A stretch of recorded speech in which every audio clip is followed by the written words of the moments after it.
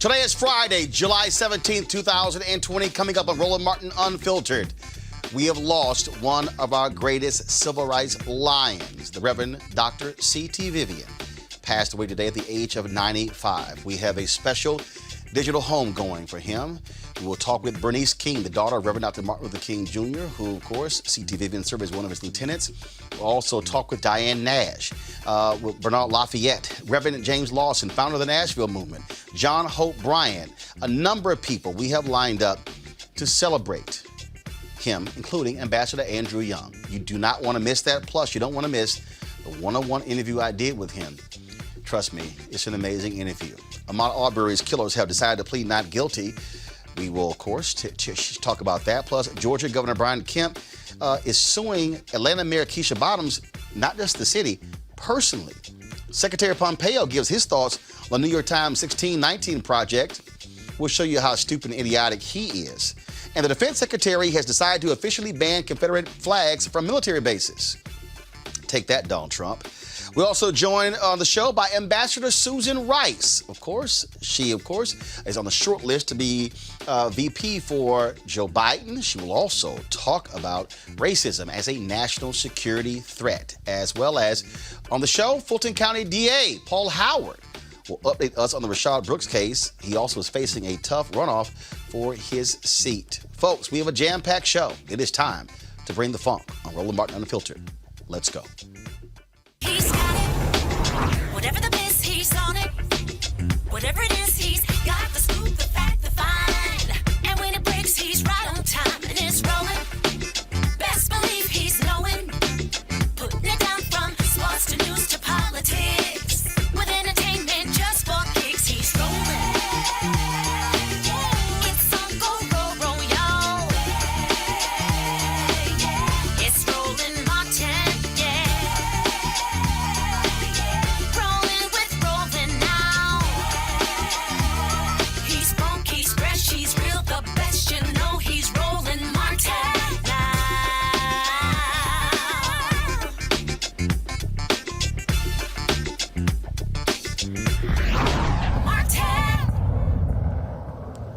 three Georgia man who killed 25-year-old Ahmaud Arbery pleaded not guilty today.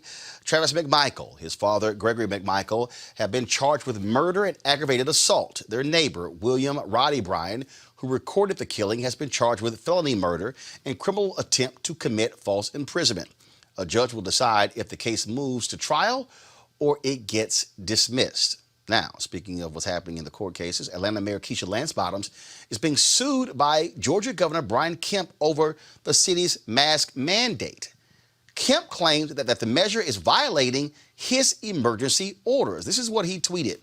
This lawsuit is on behalf of the Atlanta business owners and their hardworking employees who are struggling to survive during these difficult times.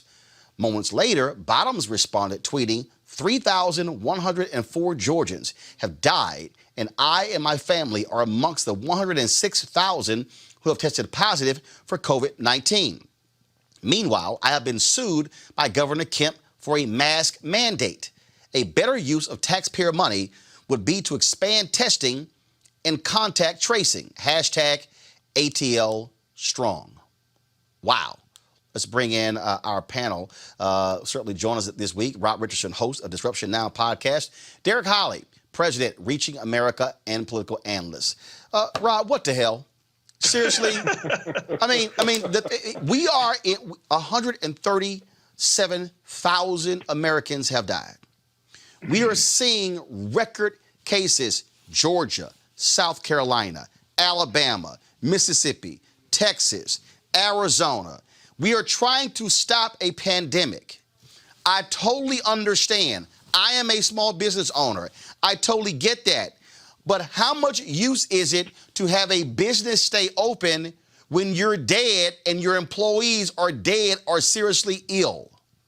Yeah, I mean, I'm really sorry I laughed, but you have to laugh to keep from crying or just going off. But, you know, this Governor Kemp, is in the race to be one of the most stupidest governors we have, and that's saying something because we got a lot of stupid governors that are following. I mean, it's really a lot of. I mean, it's like a lot of competition between Ron DeSantis, Tate Reeves, and Greg Abbott in Texas. It is. I don't know who's going to take it, but right now I say Kemp is leading. He's really stupid.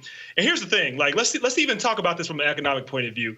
If you don't solve the virus, you don't solve the economics. Most people are not coming out if they don't feel safe. So all this effort to say that you're acting on behalf of business is not even true. But more importantly, lives are more important than property. So if we actually had a competent government right now, we don't. That would be happening now, and businesses would get the support that they need. But instead, we have some fake war on science. This is reality. We are in a pandemic, and the United States of America has failed leadership, no leadership, and we're deciding to engage in stupidity. This is stupid as hell. It's dumb. Derek, I'm not trying to pick on your fellow Republican governors. I am. But Derek, seriously. But Derek, seriously, here's the deal. Okay? If Gavin Newsom was doing stupid stuff, I'm gonna rip him.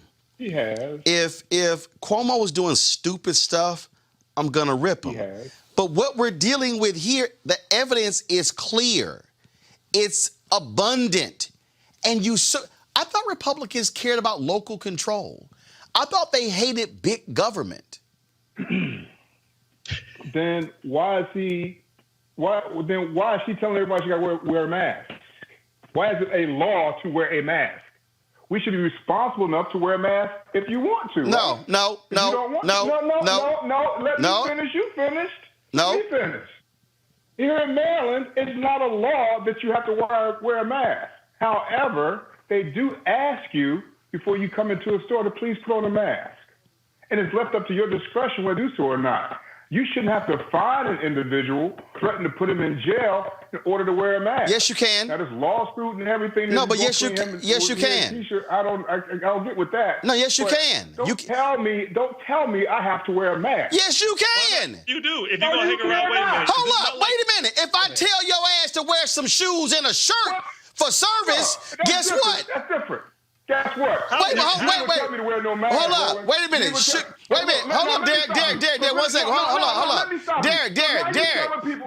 If I gotta require Derek, 1 second. If I gotta require you to wear shoes, I can't require you to wear a mask. You're gonna tell me yesterday I rode my bike 42 miles. You telling me I gotta wear a mask when I go cycling?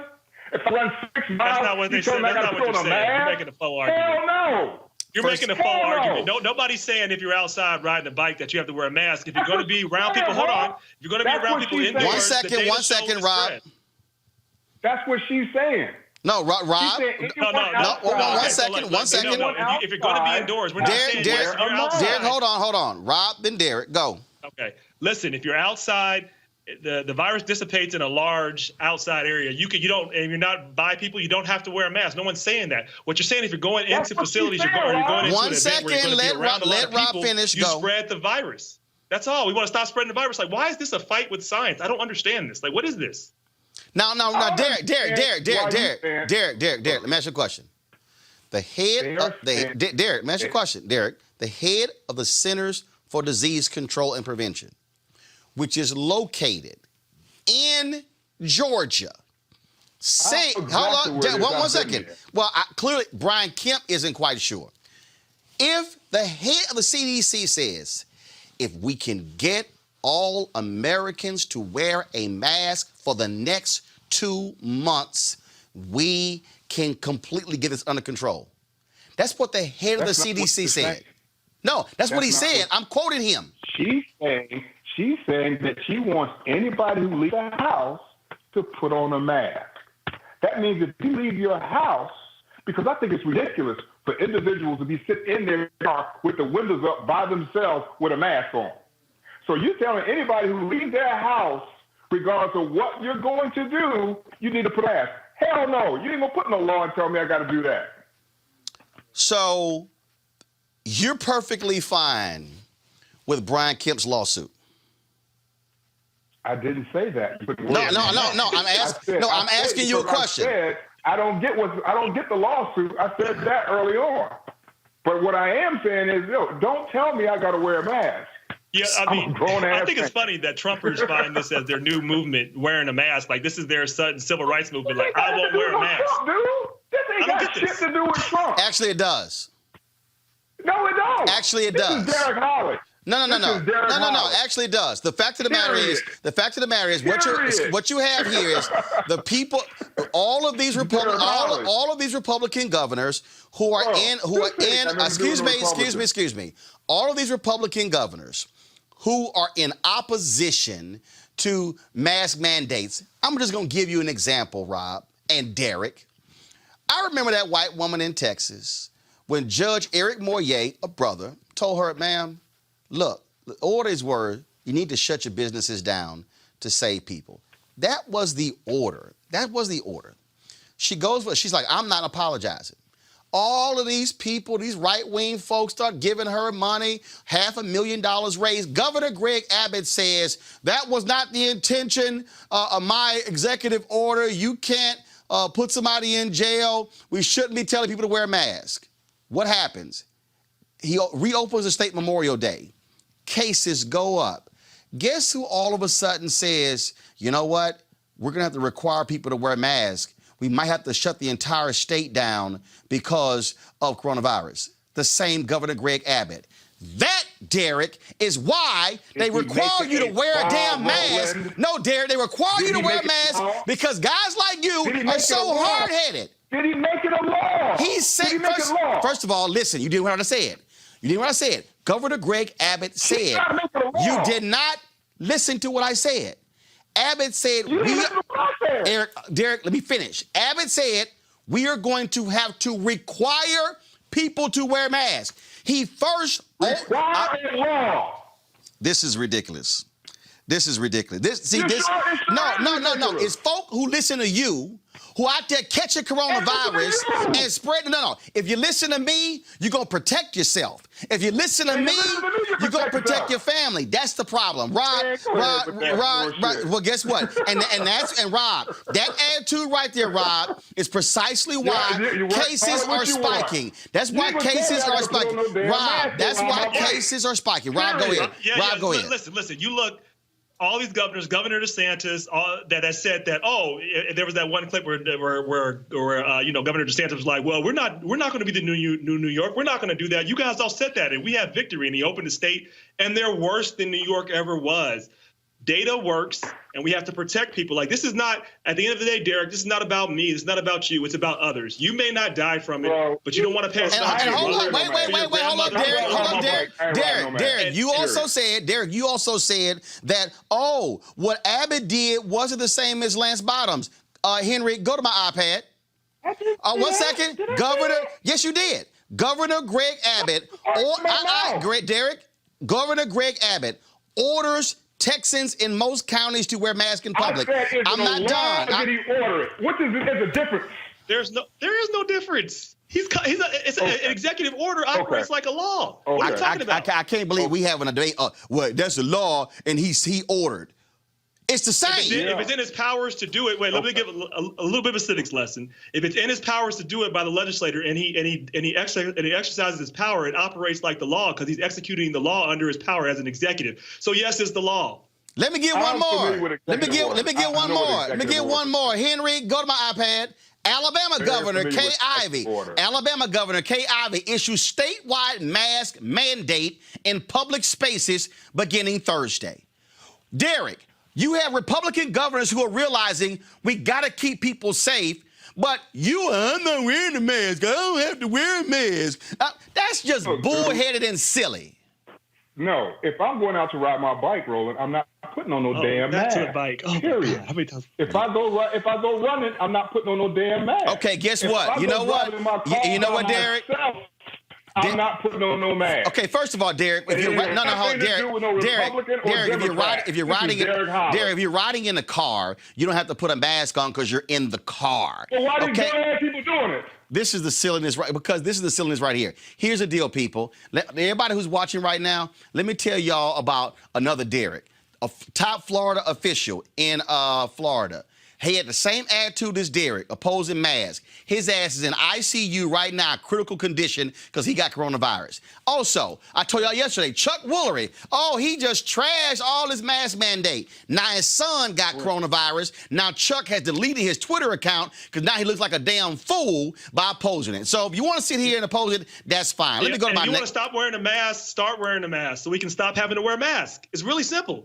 Wear the mask so we can stop wearing them. I want to stop too. Yeah, I would love to stop too, but the bottom line is when you got people who are so damn hard-headed and don't want to pay attention, that's what you got. Let's go to our next story. Secretary Pompeo harshly criticized the New York Times 1619 Project, saying that their underlying message is that, quote, our country was founded for human bondage. Duh. Is a slander on great people. Watch this, fool.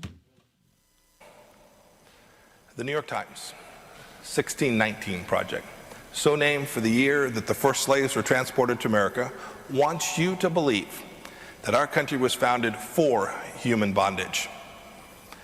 They want you to believe that America's institutions continue to reflect the country's acceptance of slavery at our founding. They want you to believe that Marxist ideology, that America is only the oppressors and the oppressed. The Chinese Communist Party must be gleeful when they see the New York Times spout this ideology. Some people have taken these false doctrines to heart. The rioters pulling down statues thus see nothing wrong with desecrating monuments to those who fought for our unalienable rights, from our founding to the present day. This is a dark vision of America's birth. I reject it. It's a disturbed reading of our history. It is a slander on our great people. Dumbass. The New York Times 1619 Project is an ongoing initiative that re-examines the legacy of slavery in the United States since the first Africans were brought to Virginia. Derek, what history book does that fool read? I don't know, bro. No, that's your party. So I'm just saying, I'm like... No, you can't associate me with everybody in that damn party. No, I'm just saying, I'm saying that's your party. But here's the thing, bro. Okay, but here's the thing. I don't know why he made comments. I am as black as you are, and I know my history, and I know where we came from. So I don't understand why Secretary Pompeo made the marks. It's very questionable, and I don't know why. Our country was founded on slavery, and it's a dark past that needs to be addressed. And until we get to the root of it, we're going to continue to have these problems that we're having out here in the streets right now. I agree. Well, I agree, and I know why he said it, because he's playing to a base and people that like to believe that these things didn't exist, and they want to paint people that are protesting, that are challenging America as anti-American. This is, as we're honoring the great C.T. Vivian, they said the same thing about him. They said the same thing about Martin Luther King. They said that they were communists. Our government challenged them and actually had the FBI watch over them because they were supposed to be Marxists. This is an old playbook that goes back to the beginning of America. And I just want to say this. When he talks about the dark chapter of America, America does have a dark chapter, as Derek said, and we agree on this. We do. And, Frederick Douglass said it when he talked about the 4th of July. Like, we talk about professing freedom, but we have people in chains. During World War II, when Black Americans were overseas fighting, the Germans who they locked up would go ahead of them when they were actually locked up, and we'd have to sit in the back of the bus while we talk and profess about freedoms. And now when George Floyd was killed, sparking a ongoing collective grievance, the world was protesting to make sure that America is living up to the realities and the ideals that it says it has. So this man is trying to paint a picture that is not true because they want to get people riled up to make people feel like America is under attack. America's not under attack. We're under a revelation, and we need to be clear about who we are and tell the truth. Derek, go ahead. I agree with everything you said. But I do not agree with the protest that it's been overshadowed by some individuals, some of these white kids who ain't got a damn thing to do with Black Lives Matter, who care less about our Black lives, who are just tearing up stuff for no reason at all. Oh, Derek, that's not overshadowing it. That's not overshadowing it. That's what happens when you also. That's not overshadowing it. That's what happens when you also have mainstream media who gives that far more attention. But here's the deal: if you actually look at the totality, if you set a fire to the Wendy's, how's that more attention? You set a fire to the Wendy's, the white girl where the brother was shot down there. That was a white girl, bro. I know that. I'm going to say this. When you judge a movement, Derek, I'm aware of that. We followed the story. Rob, go ahead. When you judge a movement by its most extreme elements, that's the talk of the oppressor. That's the talk of people that don't want to see the movement. When you just hold on. Derek, Rob is talking. Hold on. Because that's what. Let Rob finish. Then I'm gonna come back to you, Rob. Then Derek. So Fox News and others likes to just focus on the most extreme elements. Nobody here is advocating for violence. So we're talking about what's going on. It's not being overshadowed. That's what others like to do in order to distract from it. Now you can talk. Now, Derek, go ahead. What y'all don't want to do is admit the problem. Them white people's a problem doing that stuff to the movement. That's all I'm saying. I use that as one example, and you want to put that out as he's using that for the whole movement. I know. I actually. That's one example. Right, and you're making our point. It's one example when there are numerous other folks who have been doing stuff right. You only brought up one. Now, allow me to let's go to our next story. Defense Secretary Mark Esper has officially announced that all displays of Confederate battle flags are banned on U.S. military bases. In his memo, he stated that displays of the American flag, state and territory flags, and the POW MIA flag and unit flags are okay. This is what he said in a tweet. With this change in policy, we will further improve the morale, cohesion, and readiness of the force in defense of our great nation. Derek, the other day, Donald Trump said he had no problem with folks flying the Confederate flag. In fact, he also said that if they change the name of military bases named after Confederate generals, he would veto it. So clearly you have the defense. Did you say that? I didn't hear that part. Now you know you're going to get the tape, so. Go get the tape. Pull up the tape. I mean, I can't do it, man. So, Derek, why is the standard bearer of your party all of a sudden been the champion of Confederate flags? I don't know. I can't answer and speak for that, man. Okay? We talked about Confederate flags a couple of weeks ago when I was on this show, and I gave you my position. And so, they need to go. I don't know why President Trump has comments, and you said he made the comments to keep them. So, I got to go with what you said because I didn't hear those comments. Rob? Well, he's a racist, and so he wants to get people that he thinks are going to be more likely to vote if he can get their rage up. So he wants to focus on that. He wants to pretend as if the Confederacy is part of their heritage. It is not. Confederacy was around for 5 years. the whole purpose, we know this, was to actually betray the nation. They wanted to branch off. They were traitors to this nation, and they were fighting for a horrible cause, which was to preserve slavery. Period. And he wants to talk about that. He wants to preserve white superiority. That's who this president is. That's who he is. Well, Derek, this is what Donald Trump said just a couple of days ago to CBS Evening News in exclusive. Listen.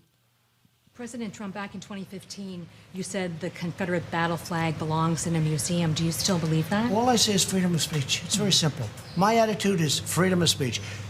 Very strong views on the Confederate flag. With me, it's freedom of speech. Very simple. Like it, don't like it, it's freedom of speech. Would you be comfortable with your supporters displaying the Confederate battle flag at political events? You know, it depends on what your definition is, but I am comfortable with freedom of speech. It's very simple. But you understand why the flag is a painful symbol for many people, because it's a reminder of slavery. Well, people love it, and I know people that like the Confederate flag, and they're not thinking about slavery. I look at NASCAR. You go to NASCAR, you had those flags all over the place. They stopped it. I just think it's freedom of speech, whether it's Confederate flags or Black Lives Matter or anything else you want to talk about. It's freedom of speech. President Trump, back in 2015, you said that's Derek. He said it's freedom of speech. I mean, it is freedom of speech, right? I mean, I don't give a damn about a Confederate flag. I can care less about a Confederate flag, but it is freedom of speech. It's freedom of speech. But it's a difference when the state sponsors it, okay? So let's get this clear. So it's freedom of speech to have a Nazi flag. Should we do that? Should the state sponsor that? There is no difference in my mind from hanging up a Nazi flag than hanging up a Confederate flag. They mean the same thing, and no state should be sponsoring it. And if you want to do it personally, if you want to be a personal jackass and have it, it is your right. But the state shouldn't be supporting it. That's what we're talking about, Derek. Okay. Lord have mercy. We are truly dealing with some stuck on stupid people. Folks, former National Security Advisor Ambassador Susan Rice believes that we are in the middle of two pandemics, coronavirus and racism. She also believes that both are national security threats. She joins us right now. Susan Rice, how you doing? I'm great, Roland. How you doing? Oh, you know, sitting here having to deal with stupid people who are 3 blocks away from my office, who reside in the White House, who say truly some of the dumbest stuff in the world. When you hear that nonsense, this refusal to condemn the Confederate flag and then say, oh, the people who are flying it, they aren't thinking about slavery. This is no big deal. It's freedom of speech. And if they want to fly it, you know, at my rallies, okay, whatever. Donald Trump is absolutely, Ambassador, appealing to the most hardcore racist or folks in pushing those buttons. Agree or disagree? Absolutely agree. I mean, the dog whistle has become a bullhorn, and the blower of that bullhorn is the modern day George Wallace. And, you know, it's that bad.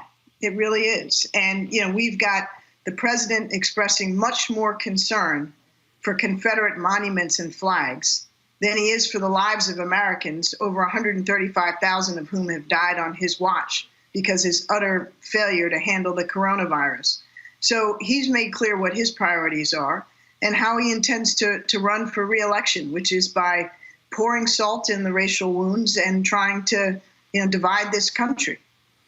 When you look at that decision made by the defense secretary, and then you hear the nonsense from Mike Pompeo, the Secretary of State. I mean, this is the individual. I mean, it's two contrasts. Secretary of Defense says you can't fly the Confederate flag at military bases. It's just not allowed. Then you overhear Secretary Mike Pompeo just in denial about how this nation was created, as if somehow that we haven't been dealing with racism, slavery, Jim Crow, and still dealing with the vestiges of that. I mean, these are so-called leaders. And these are leaders for the rest of the world. As somebody who's been on an international stage, it has to absolutely drive you crazy to see that as the representation of the United States. Well, it does rather pain me to see this, to say the least. But, you know, it's actually a really serious challenge because consistent with our values and our leadership in the world, you know, we should be condemning racism. We should be condemning anti-Semitism, homophobia, all of the ways in which discriminatory or autocratic societies abuse the rights of their people. And rather than speaking up and speaking up with moral authority, we're modeling much of that behavior here at home. And at the same time, drastically diminishing our global leadership and our ability to bring other countries and peoples to join with us to deal with challenges that affect our security and our prosperity and well-being. So it's not just about, Secretary Pompeo being insensitive, even though, to put it politely, he is. It's about squandering our leadership in the role and undermining our national security as a consequence. And when we talk about that, again, after 8 years of President Barack Obama, not only, obviously being the first black president in American history, and that type of diplomacy, to see this, for lack of a better phrase, this thuggish foreign policy, this grotesque display that we see across the world, what are you hearing from foreign leaders who you still talk with? How are they looking at us? How are they viewing this country in this moment of an international pandemic and global financial issues, and you're still dealing with wars and things along those lines? What are they saying about us? Well, Roland, they're looking at us with dismay and disbelief. They can't believe how far we've fallen so fast. And the coronavirus, which, in normal times, the expectation would be that America would be doing among the best in the world in confronting a pandemic and being of assistance to other countries that have less, that are wrestling with far less developed healthcare systems and structures. Being a leader in stamping out the pandemic around the world, as we tried to do, for example, in 2014, a different scenario, but with the Ebola epidemic. That is our traditional role, rallying the world to deal with a problem effectively and not letting it get out of control here at home. In this instance, under President Trump, we've done absolutely the opposite. We've withdrawn from the global stage. We've taken our marbles and gone home from the World Health Organization, precisely the instrument that is needed to help coordinate assistance to the world's most needy countries. And we have utterly failed and set the worst possible example for how to deal with this virus here at home. The highest infection rates, the largest numbers of deaths, and it's due to incompetence, dishonesty, a failure to follow the science, and increasingly willful neglect. When the president is telling students and our children and their teachers and the staff of schools that he doesn't care about their health, he cares about his reelection, and he views all of this through a political prism, that's when you know that we're in deep, deep trouble. And we truly are. And the world can see that. And they are just hoping that we have the sense to bring sanity back to the White House in 2021. Your book is called Tough Love. Here we go, it showed Tough Love, My Story of the Things Worth Fighting For. If you were sitting in front of a group of red hat wearing MAGA people, what tough love would you give them to say why they should not vote for this man again to be given 4 more years? Well, look, we need leadership that recognizes fundamentally that at the end of the day, we're all Americans. And we sink or swim in this country between our shores together. Right now, we're sinking, but we don't have to allow that to be the case. Americans of every political persuasion are dying. Americans of every political persuasion are losing their jobs. And what we need is leadership that puts the national interest and the interest of Americans first, regardless of where they live, regardless of how they vote, regardless of what they look like or who they worship or who they love. And we're not getting that right now. We're getting leadership that is choosing to put political self-interest above the livelihoods of all people, regardless of their political background. The president goes to Oklahoma, the heart of red America, and holds a rally without social distancing, knowing that the consequence is going to be death. Now the governor of Oklahoma has COVID, and the rate of infection has spiked in the weeks since the president was there.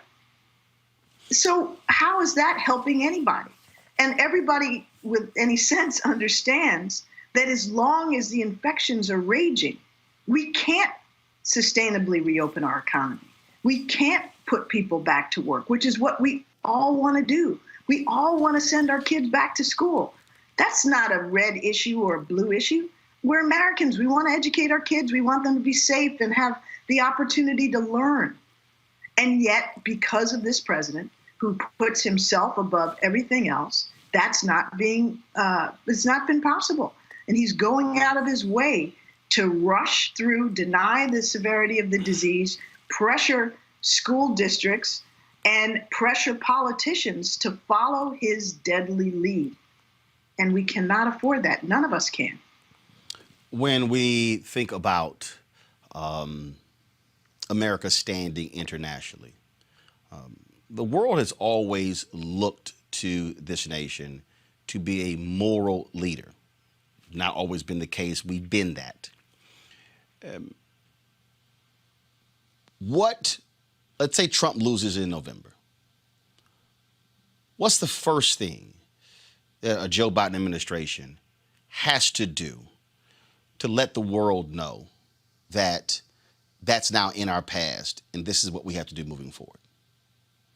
Well, Roland, let me answer that, but let me just put the answer in context. I think Americans need to understand that it's not a matter of simply flipping a switch and everything goes, back to a place where our leadership is immediately embraced and all is forgotten. A huge amount of damage has been done. Trust has been broken. People can no longer believe the word of the President of the United States on matters large and small. Everything is a transaction. Our allies are treated like adversaries. Our adversaries are embraced like, family members. It's absolutely upside down.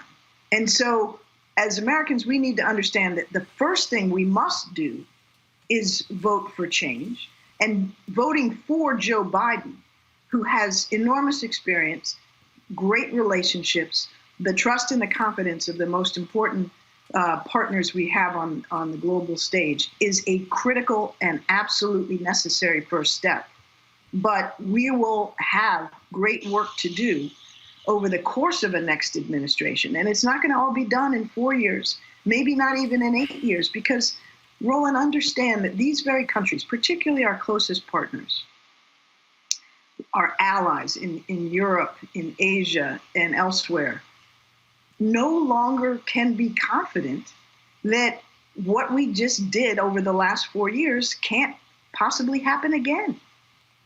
They have to fear that, that it's conceivable that we could come back to a place like this. So their trust will come back, but it will come back slowly, and it will need to be rebuilt with tangible action. So the first thing that Joe Biden should do as he enters the White House, knock on wood, in January 2021, is to reach out to our closest allies and neighbors, Canada, Mexico, our European partners, our partners in Asia, Australia, Japan, South Korea, and say to them, look, we understand that what has transpired has not been helpful. It hasn't been a partnership based on mutual interest and shared values and mutual respect.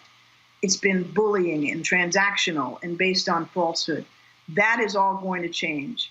We are back. We honor our alliance commitments.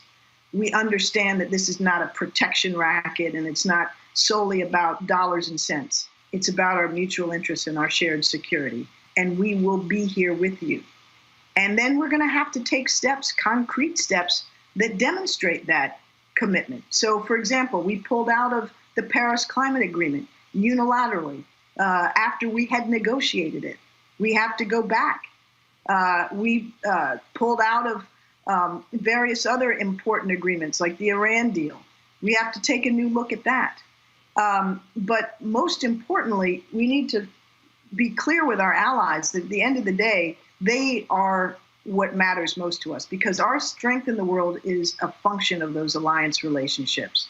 And so, President Trump recently said we're pulling a third of our forces out of Germany unilaterally without ever consulting with the German government. Reversing that step and many others like it is the kind of concrete thing Joe Biden will need to do on day one. Rejoining the World Health Organization, as he said he'll do on day one. That's the sort of thing that signals that we are really back and we mean it. In your book, Tough Love, here we go to my iPad, you write about that last day as National Security Advisor. You lay out the things that you had to deal with. And one of the things you said, I have had to spend many hours on additional tasks briefing my successor as National Security Advisor, Lieutenant General Michael Flynn. That case is completely unraveled. You see what the Attorney General, William Barr, did.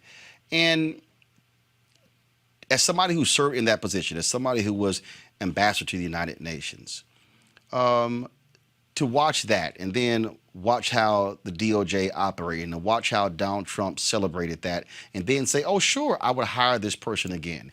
I mean, you write about these are positions of public trust. The public has to trust people like you, that you will do things in the best interest of the nation and not personally. Of course. And, I don't want to get into the specifics of Michael Flynn and his circumstances, but the bottom line is that we need the best and the most committed people of integrity and experience in these critical roles. And that is something that I can promise you Joe Biden will bring. He will bring those that care deeply about this country, who are not in it for personal, financial, or other form of gain, that are there to do the job that the American people trust and expect them to do. And we've time and again seen too often in the Trump administration people signing up for who aren't qualified, who don't deserve the public trust, and who fail to deliver, and whose only motivation is to be acolytes to Donald Trump as he destroys the fabric of our democracy and the integrity of our government. And so that urgently needs to change. You also talked about that last day writing a particular memo that has been the subject of lots of conversation, assessing Russian activities and intentions in recent U.S. elections. We have less than 120 days. Are you still concerned that Russia will try to impact this election? And does it bother you that pretty much our nation, in terms of leaders, Mitch McConnell didn't move on a particular bill to fortify the elections? Trump doesn't care that even with all this evidence, their whole deal is like, we're fine, we're good. Yes, Roland, I'm deeply worried about it. Russia has not stopped for a minute trying to undermine and weaken our democracy. It interfered to assist Donald Trump in 2016, but it has been active every day since that election, including in the 2000. But just on every average day, trying to deepen the divisions that exist in American society and pit Americans against each other, causing us to distrust and hate each other and not believe in the integrity of our democratic institutions. The Russian objective is to discredit democracy and weaken the United States. And it can accomplish that goal if it gets on the internet, as it does every day, and argues on every side of every divisive issue, whether it's race or guns or immigration or gay rights, and they're out there spinning truths and falsehoods to divide us. And that is a very serious threat, and that will translate into the same kinds of misinformation, suppression of voter interest, and selling of lies and discredited theories that they did in 2016. I fully expect that in this year, in 2020, and Americans need to be prepared. And yes, it's a travesty that Mitch McConnell and Senate Republicans refuse to enact legislation that's been sitting on their floor for months to shore up the integrity of our elections and make it much more difficult for Russia or any other foreign player to do what it seeks to do. They won't provide the funding. They won't pass the legislation that would protect our elections. And the only explanation that one rationally can come up with is because they are prepared to welcome that assistance from Russia and other adversaries as long as they feel it's beneficial to them. Again. A couple of questions about Africa. Here we are dealing, 7 of the 10 fastest growing economies are African nations. The population growth from the motherland as well. China, significant investment in African nations. Has this nation dropped the ball in terms of not recognizing what that future could look like? Have we done enough to stand with African nations to help them economically, to work with them? Can we do more? Yes, we absolutely can do more, and we should do more. And Roland, we should view this opportunity to be better partners with Africa as not a matter of charity or humanitarian assistance, even though there's good motive in doing that. It's in our national interests to have partners in Africa that are growing, that are prospering, that are providing greater freedoms and greater benefits to their peoples. Africa is a vast continent of enormous talent, extraordinary resources, and great potential. And if we are absent or disinterested or under-resourced in our efforts to engage in Africa, we are missing an opportunity. We're missing economic opportunities, we're missing market opportunities, but most importantly, we're missing an opportunity to grow with the talent and the potential of an extraordinary collection of peoples on that continent. And, there's much we should be doing. We should be promoting peace and conflict resolution.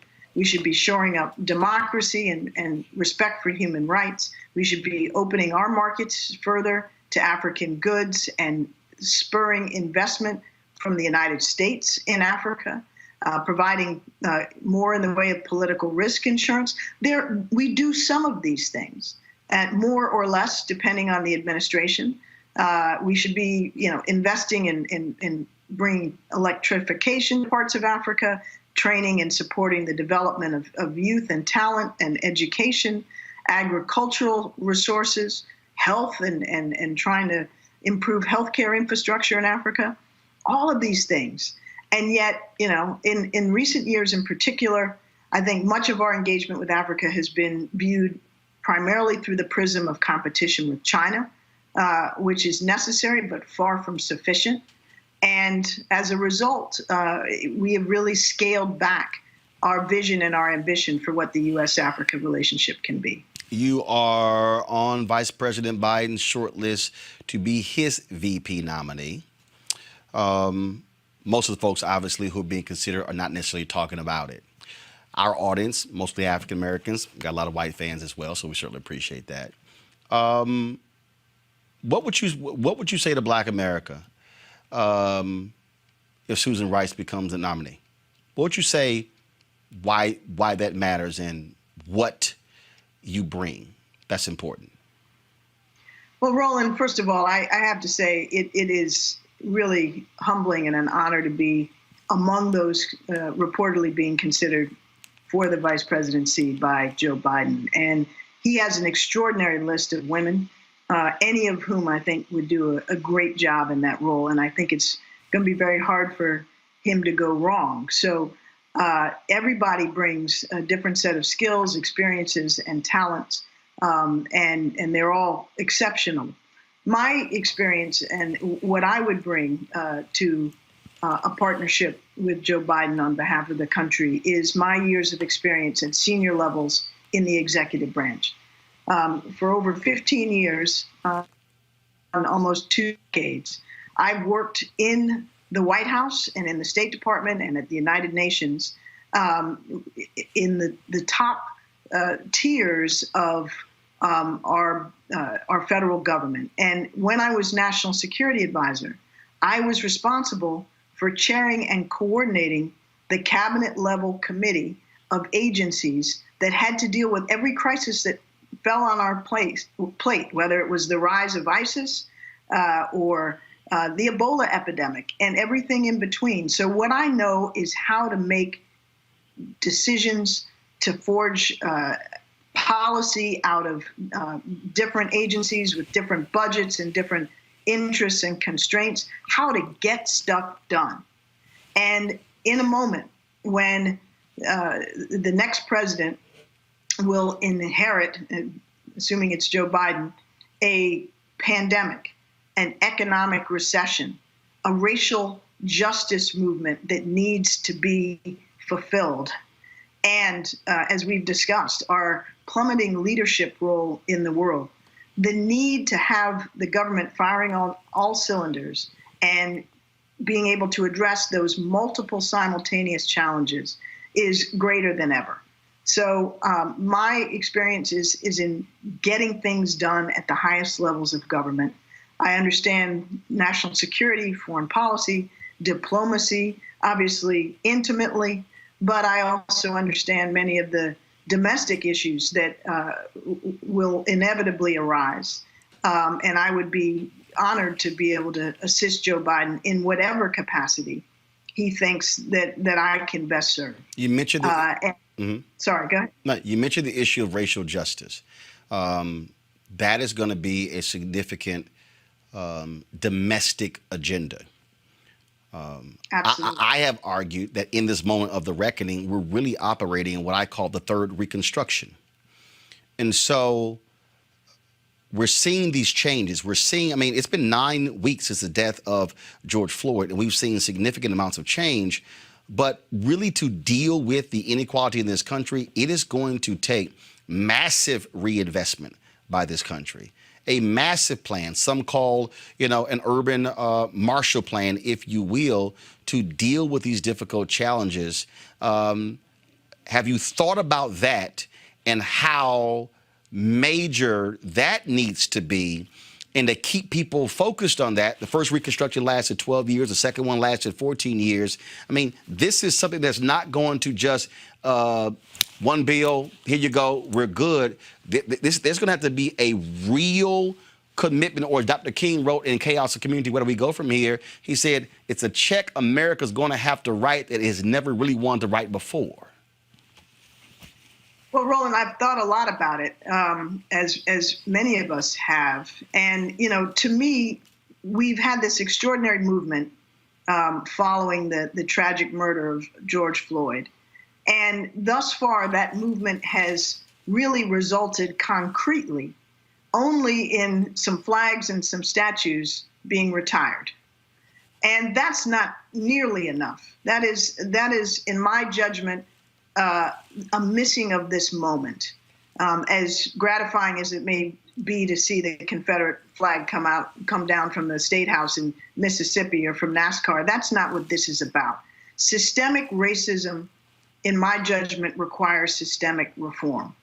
And whether you call it a third Reconstruction or a New Deal or whatever the terminology you prefer, to me, we need a president like Joe Biden in the White House with the commitment and the vision and the passion to address these systemic requirements. And we need change in the Senate and sustaining the House, because without all three, we're not going to get this done. Look at the Justice in Policing Act, the George Floyd Act, good piece of legislation passed by the House. Do you think Mitch McConnell's going to let that thing go anywhere in any recognizable form in the Senate? No. And there's nothing radical or ridiculous or, even aggressive in that legislation. So that's emblematic of the problem. And to address this moment with a movement worthy of it and results that reflect that movement, we're going to need a sustained package of legislation that deals with all of the inequities, from the lack of jobs and economic opportunity to health care to education to housing, to the environments that we live in that are killing us. All of these things are going to have to come together. And we need to implement them in a way that recognizes that they are born of historic and systemic inequality and racism, but that also brings along all Americans, because it's not only us as much as this moment has been about African Americans. We also have to be mindful of how systematic reform can lift up all of us and reduce the disparities that have become so glaring in our society. Folks, Susan Rice, the book is called Tough Love, My Story of the Things Worth Fighting For. Glad to have you on the show. Look forward to you coming back. Great to be with you, Roland. Thank you so much. All right, thanks a lot. Take care. All right, folks, let's go to my panelists, Derek Holly and Rob Richardson. Rob, I'll start with you. She's on the short list. Your thoughts? What do you think? Well, I mean, she'd be a great pick. I think she has a firm understanding of of the moment.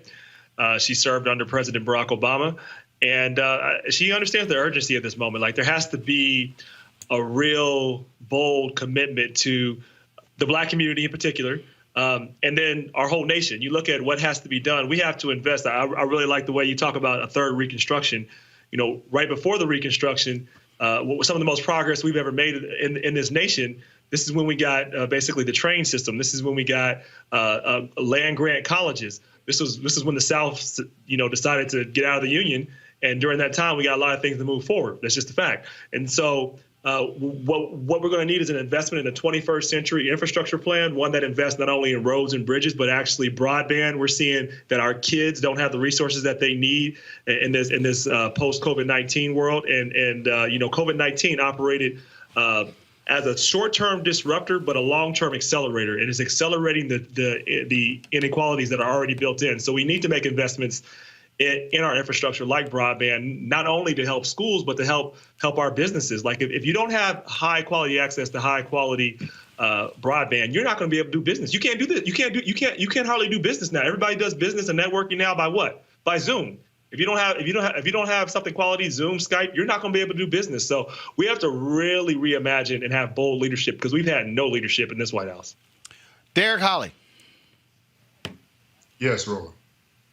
Your assessment. The systemic racism that exists in this country. Your assessment of Susan Rice in terms of her potentially being a VP nominee. This country has come from both Democrats and Republicans. Yeah, the operative word is white.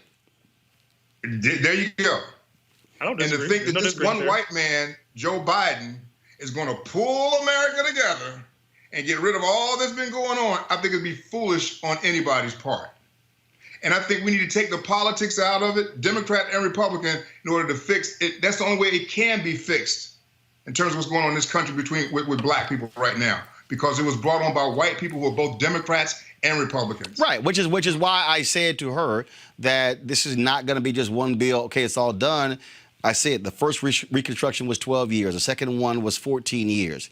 We have to look at this in order to deal with the issue. You have to be thinking in terms of 10, 20, 30 years. Absolutely. Massive reinvestment, not just politically, but also when you talk about foundations, when you talk about corporate. That's why when the conversations that I've had with people, I'm not just interested in this $5 million or $10 million grant. I'm like, no, I'm talking about the creation of $1 to $10 billion funds to be able to deal with this. Yeah. Agreed. Yeah, I agree. And I would just say with Rob. Hold up, Derek, then Rob. Derek, go. I was going to say, Rob, you talked about having broadband and bringing all these services to underserved, underprivileged communities. I agree with you wholeheartedly. And I was on a call on Monday or Tuesday. I sat on about 2.5 hours. It was with our school board in terms of opening school for my son who's got to go back. And they had obviously distant learning, but there was a B part to that. And they wanted kids who were disadvantaged, who had special needs, to come back to school to get face-to-face 3 to 4 days a week. Okay. Well, everybody fought against that. Everybody fought against that because it's like we got to do distant learning. But meanwhile, we got these same kids who don't have broadband, who don't have internet, continue to fall behind. And that's a problem. Rob, go ahead. It definitely is a problem, and all these people that are just so. I'm not saying this to Derek, but I hear a lot of conservatives out there saying they want kids back, but they're not supporting funding. They don't support funding for schools. Like, take several seats if you're not actually supporting funding because you're not really trying to solve the problem. Second part I will say is that I agree with you that the problem is bipartisan when it comes to racism. That is structural. What I will say at this moment is, though, there has to be a total rejection of Trumpism. He is a symptom, but he is now taking something, and he's been the leader of trying to divide along race, of trying to embrace white supremacy, trying to make it okay to embrace, Nazism and things like that. He's done these things. So, like, that has to be rejected outright, wholly, not necessarily to elect Democrats, but to show a message that this is not who America is to move forward. Otherwise, they're going to continue to use these methods. So that has to be done for that reason. So in order to have advancement, we need to reject the current environment that is Trumpism. It's not even Republican. I'm going to call it Trumpism, racism. They're using it more than anybody ever has, and we need to say that there is no place for that in America. All right, that folks, message has to be sent loud and clear. Our next story, the murder of Rayshard Brooks by Garrett Rolfe, is an ongoing case, and the Fulton County District Attorney Paul Howard is dealing with that, as well as his runoff election for the Democratic nomination. Number of challenges he faces. Also, the decision to, of course, charge cops who attacked those two students when you had the protests. Paul Howard joins us right now, Fulton County DA. Glad to have him back on Roland Martin Unfiltered. Sir, how you doing?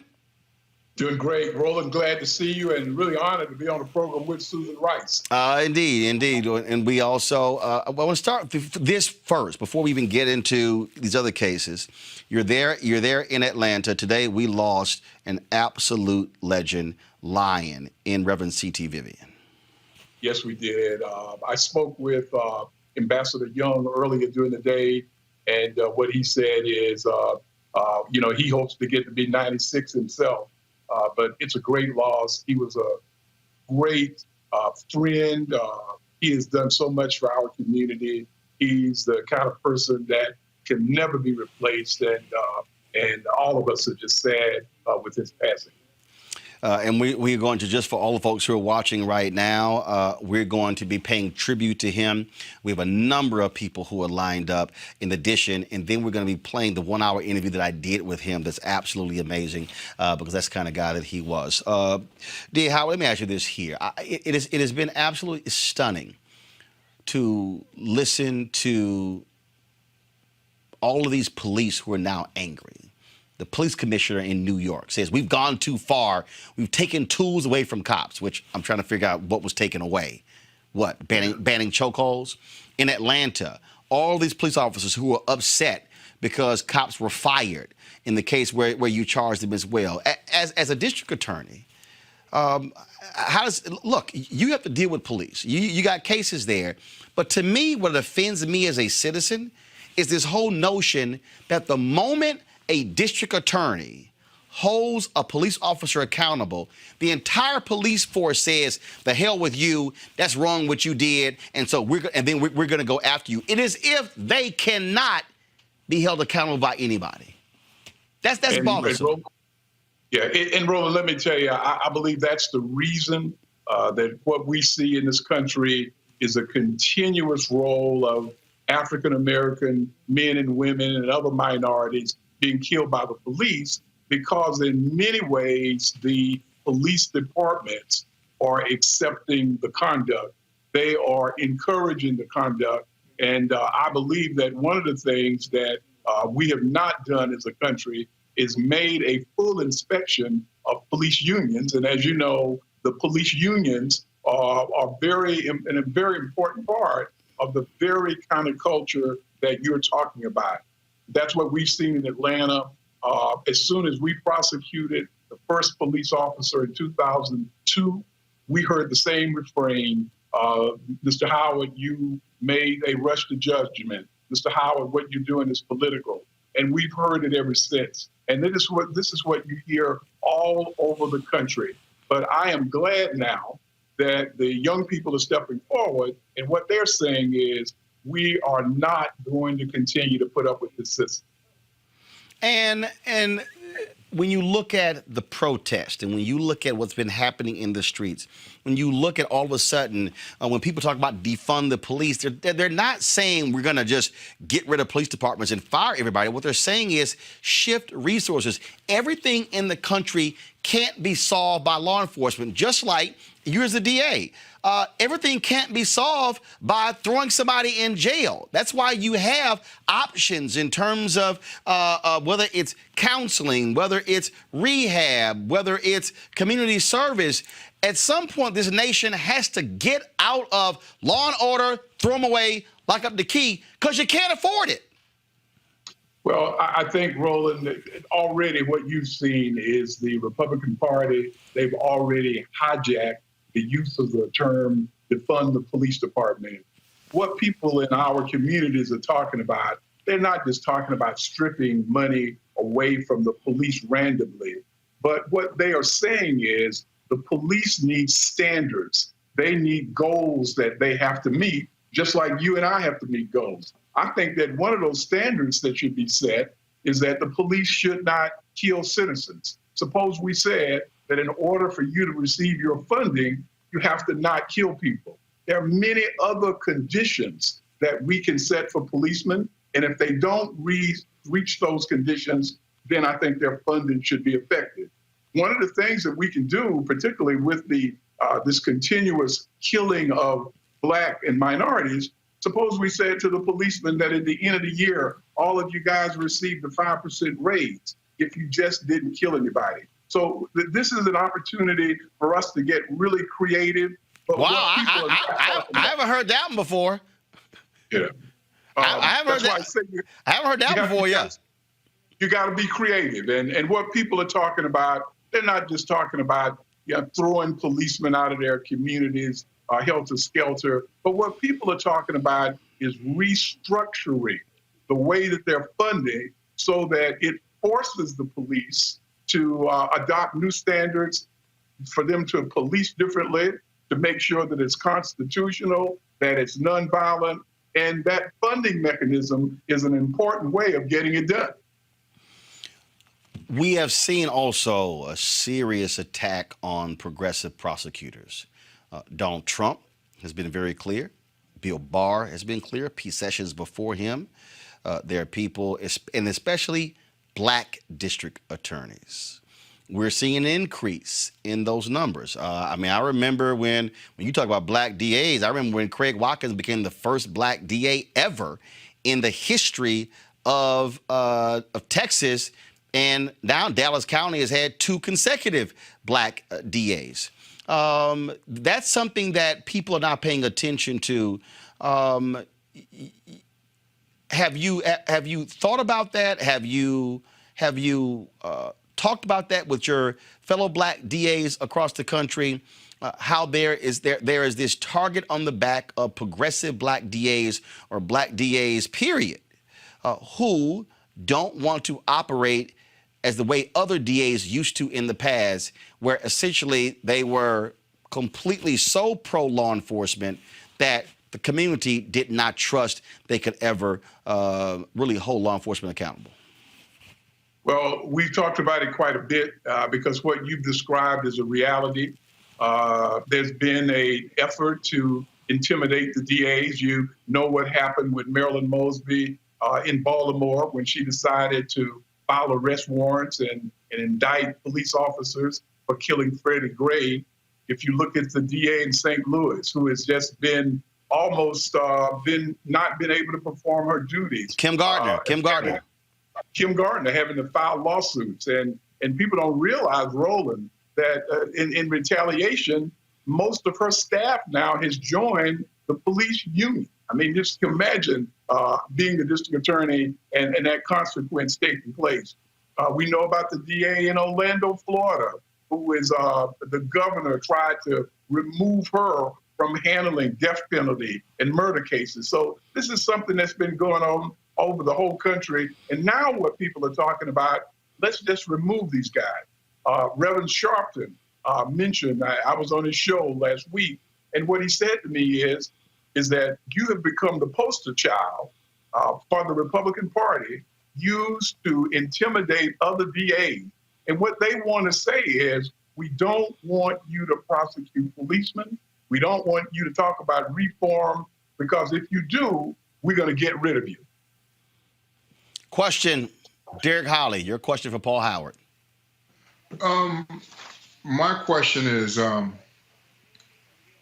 you talk about, a couple weeks ago, we was on Roland's show, and we talked about Tim Scott's bill that he had introduced in terms of police reform. And in his bill, he had mentioned a lot of the things that you're talking about in terms of incentives for the states. In order for these police departments to change what they were supposed to do, they wouldn't receive funding unless they adhere to some of these standards. So I think what I'm hearing you say is that you would be in agreement with police reform as long as if it was dictated by funding that came federally to these different states. Is that what I'm?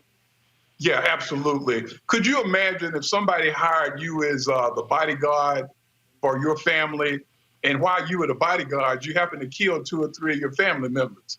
I think one of the first things that people would say is, hey, I can't pay you your salary until you stop killing my family members that I paid you to guard in the first place. I believe it's a very a way that we can now start conversations, but we can also start to require policemen to follow a certain conduct, because we can make it a contractual arrangement based upon funding. And if you don't meet certain goals and certain standards, then that funding would be reduced based upon the failure to reach those standards. I like that, DA Howard. I like that a lot. Rob, your question for DA Paul Howard. Yeah. By the way, thank you for all that you do. I would say, I want to follow up with what Derek said, because I think there's some difference here. I believe you were saying it's much more effective to make sure that we hold police unions and police accountable to get rid of qualified immunity, so you can be held accountable for the actions that you do. Because that's really the argument at the federal level. I want to say that's, most of the funding that happens at the state level. So, 2 is that, so 1, from the federal level, do you agree that it's much more effective, and how you really are going to be able to move the ball if you get rid of qualified immunity? You make that clear. If you kill somebody, you go over the line. You don't have to. You're no longer going to have protection of the state just to do that. Second, what do you think we need to do at the local level? It sounds like do we need to push harder on the contractual level specifically? Like, what are some things we have to go after? And 3, how do you think we should frame the narrative? I think defund the police is the wrong narrative to say, because it's so easy to go after. What should the narrative be in terms of how we're framing what we're trying to do? Yeah, I agree with you. I think that we need to look at the local funding. That's where the funding comes from most police departments. I believe there are about 18,000 of them here in the United States. Their funding doesn't derive principally from the federal government. And so if you're going to make substantial changes, it has to be done locally. I think a better term that we might use rather than defunding is restructuring. Similar to what was done in Camden, New Jersey, they restructured the police department. And I think that's the appropriate term to use in this situation. One of the things that I think that we need to start talking about is to present some permanent changes in our country. And so, Roland, I'm hoping that you'll invite me back so we can talk about, I put together 9 separate changes that we need to make in this country. I've worked with Kim Worthy, who is the DA in Wayne County, an outstanding prosecutor. And what we want to talk about are some things that if Joe Biden is the new president, when he takes office on January the 21st, he ought to start by making some changes with respect to policing in America, because we can't just keep telling people that I'm for you. We need some permanent statutory and policy change. Well, absolutely. We'll certainly look forward to having you back to talk about and have that conversation. Fulton County District Attorney Paul Howard, we appreciate it. Thanks a lot. Thank you for having me. And again, I appreciate being on the same program with Susan Rice. Absolutely. Well, thank you very much, sir. Folks, gotta go. Let me first of all thank Derek and Rob for being on our panel today. I certainly appreciate both of you. In fact, let's just do this here. Before I let both of you go, I want to give you an opportunity to, you know what? I'll hold that. Y'all stay right there. Let me go to commercial break. When we come back, we'll celebrate the life and legacy of Reverend Dr. C.T. Vivian. Folks, we've got an amazing lineup of people. Diane Nash, Ambassador Andrew Young, Harry Belafonte, so many others to share their thoughts and reflections about one of our civil rights lions, Reverend C.T. Vivian. That is next on Roland Martin Unfiltered. You want to support Roland Martin Unfiltered? Be sure to join our Bring the Funk fan club. Every dollar that you give to us supports our daily digital show. There's only one daily digital show out here that keeps it black and keep it real as Roland Martin Unfiltered. Support the Roland Martin Unfiltered daily digital show by going to RolandMartinUnfiltered.com. Our goal is to get 20,000 of our fans contributing $50 each for the whole year. You can make this possible. RolandMartinUnfiltered.com.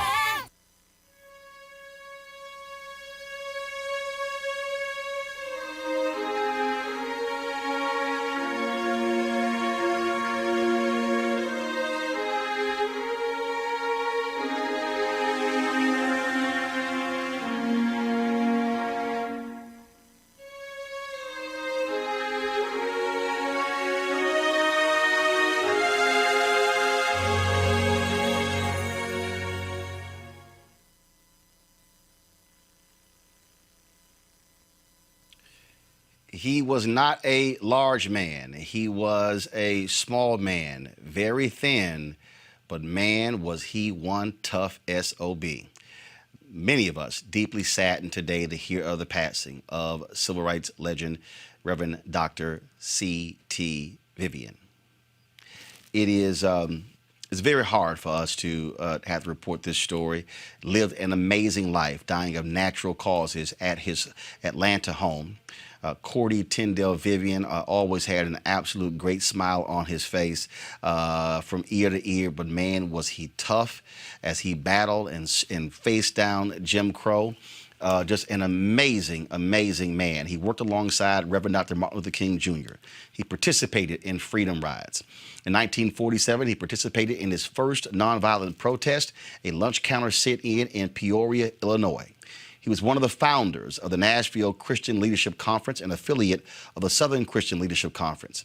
In 1965, Vivian became the director of national affiliates for the Southern Christian Leadership Conference when he led a group of people to register to vote in Selma, Alabama. He has done so much and left a legacy and his mark on the country.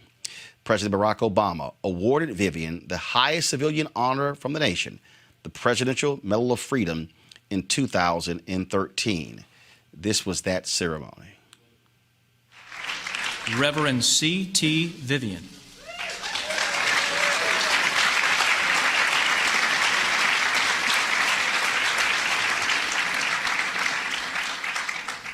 Equipped only with courage and an overwhelming commitment to social justice, the Reverend C.T. Vivian was a stalwart activist on the march toward racial equality. Whether at a lunch counter, on a freedom ride, or behind the bars of a prison cell, he was unafraid to take bold action in the face of fierce resistance.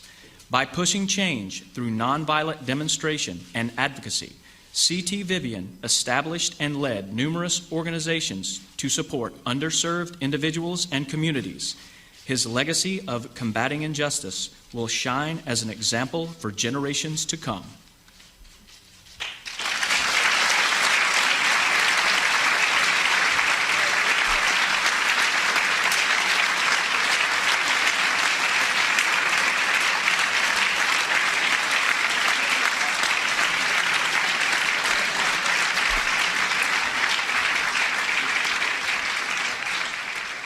Joining us right now to pay tribute to his longtime friend and colleague is Ambassador Andrew Young. Ambassador Young? How you doing?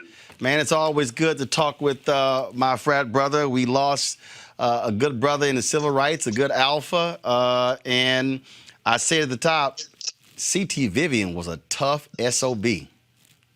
He was, but he had one of the biggest hearts and biggest brains and smallest egos in the civil rights movement. And he was selfless, and he never did anything to promote himself. He was always mindful of the needs of others and the cause that he had devoted his entire life to. You know, I just counted up that he started in 1947. That was, 8 years before Rosa Parks was. And he went to Nashville somewhere around 1960 and started working with the Nashville sit-in movement when he was actually an employee of the Baptist Publishing House, the National Baptist Publishing Company. And that's where I first met him, about 1960 in Nashville. The thing that I had a chance to sit down with him in 2017. Every time I would go to events, I would see him, would definitely give a hug. He was so appreciative, and I would always just thank him for his work. And when y'all were in St. Augustine, when y'all caught hell there, he was right there. He was, and he stayed there to the end.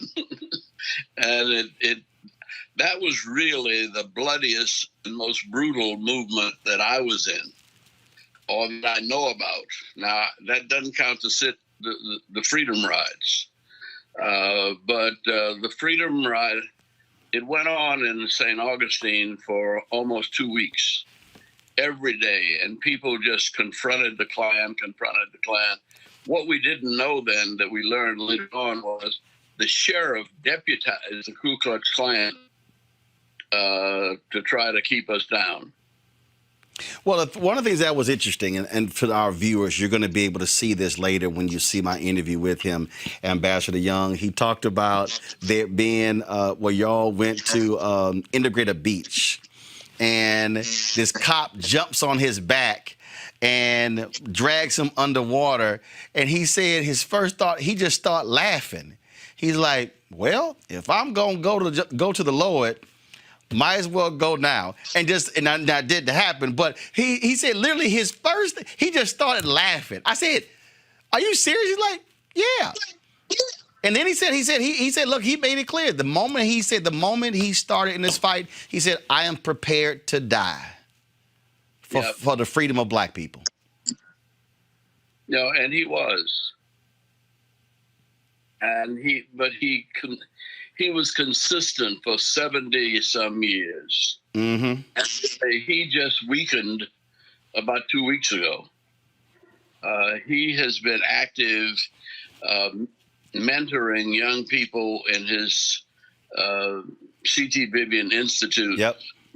And he, C.T. was the kind of fellow that stayed in shape too. He and Jimmy Carter are the only two people I know that are were the same weight at 95 as they were when they graduated from college.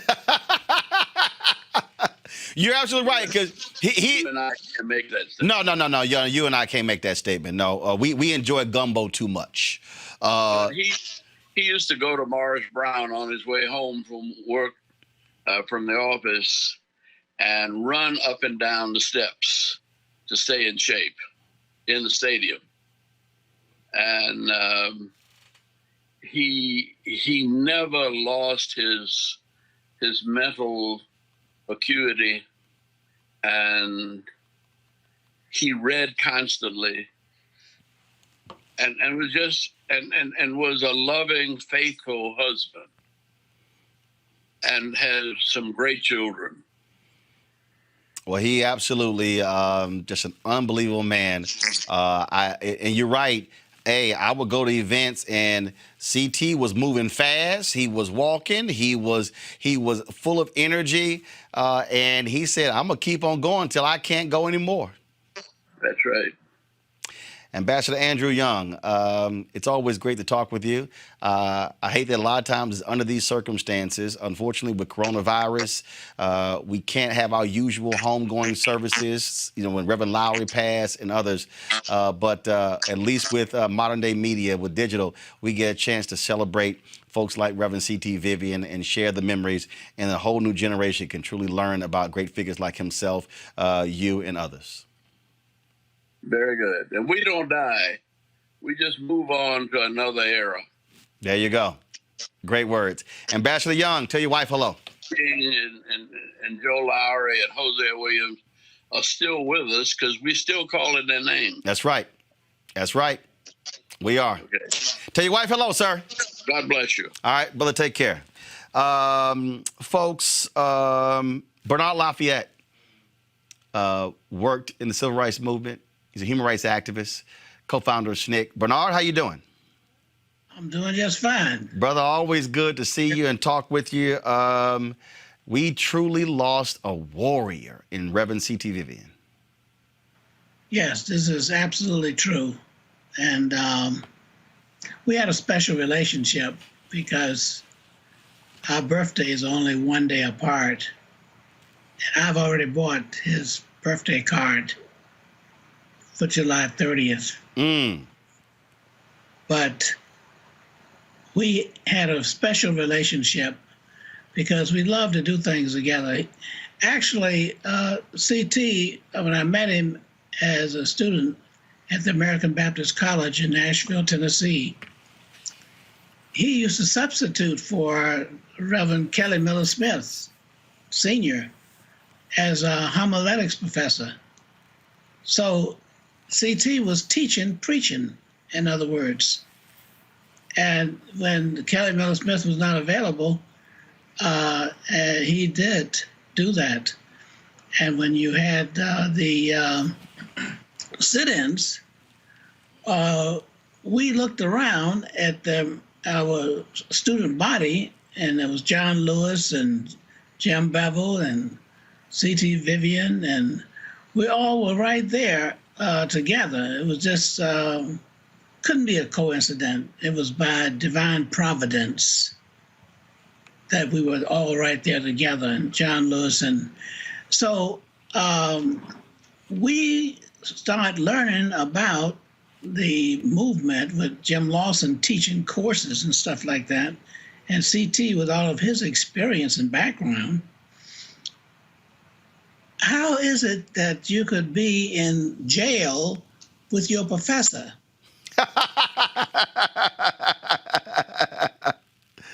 Yeah, we were. Mm-hmm. On the Freedom Rides, we were in jail. We were cellmates, in fact, on the Freedom Rides. And one of the things we had in common is that we had a special relationship where we would do puns. And I never forget, there in the city jail in Jackson, Mississippi, CT and I were cellmates, and we just had a ball. And I learned so much. We were still in school. Mm-hmm. Okay? Mm-hmm. But 24 hours we were in school because our professors were there with us. So we actually had classes. And students who were majoring in different things, they would actually set up classes. So we didn't just sit around doing time, wasting time. We were really busy. But the thing that I remember about CT and I used to do puns. And we were doing puns in jail. We were cellmates. And the jailer came up and tried to get us to come out. And CT turned around and looked at him. He said, we have to finish these puns first. Of course, the jailer didn't know what a pun was. So he didn't know what that was. So he backed off and waited until we finished our puns. And then we went to our trial. But I had many opportunities. CT and I used to have lunch together. He used to like to have soup over at 6 Feet Under there in Atlanta, Georgia. And we used to look out of the window while we were eating our, lunch. And across from the restaurant, 6 Feet Under, was a graveyard. And we never missed the opportunity to look at the graveyard while we were eating at 6 feet under. So we had that ongoing relationship. The friends who worked with like Don Rivers and people like that used to bring CT to the restaurant. So we had an opportunity to eat with him and my wife, Kate Lafayette, who's from Tuskegee. So we actually had that kind of relationship and opportunity to share with each other all along. Several things I admired by CT. One is that his way of teaching people was by example, not just giving lectures, as professors often do, but by example. His actions taught us more than his words, but he had some very powerful words. In fact, he was very musical when he talked. It was a song that he was singing. And the profound ideas and thoughts that he gave helped everybody. And when he was beaten by Jim Clark, yes, on the steps of the courthouse. You're playing that video as we speak. Go ahead. That one of the lessons that he taught people was that you have to learn how to come back. Even when you are attacked, you come back. Even when you are nonviolent and you have to face violence, you don't reciprocate with violence. You come back with nonviolence. And this is what CT did. And that's how he taught us, by his comeback. No matter what you believe in, when you are challenged, you don't abandon your goals. You don't abandon your methodology. You don't abandon your philosophy. And this is the way CT taught us to come back. And I never will separate from CT. As Andrew Young said, yes, we will always be together, the oneness there.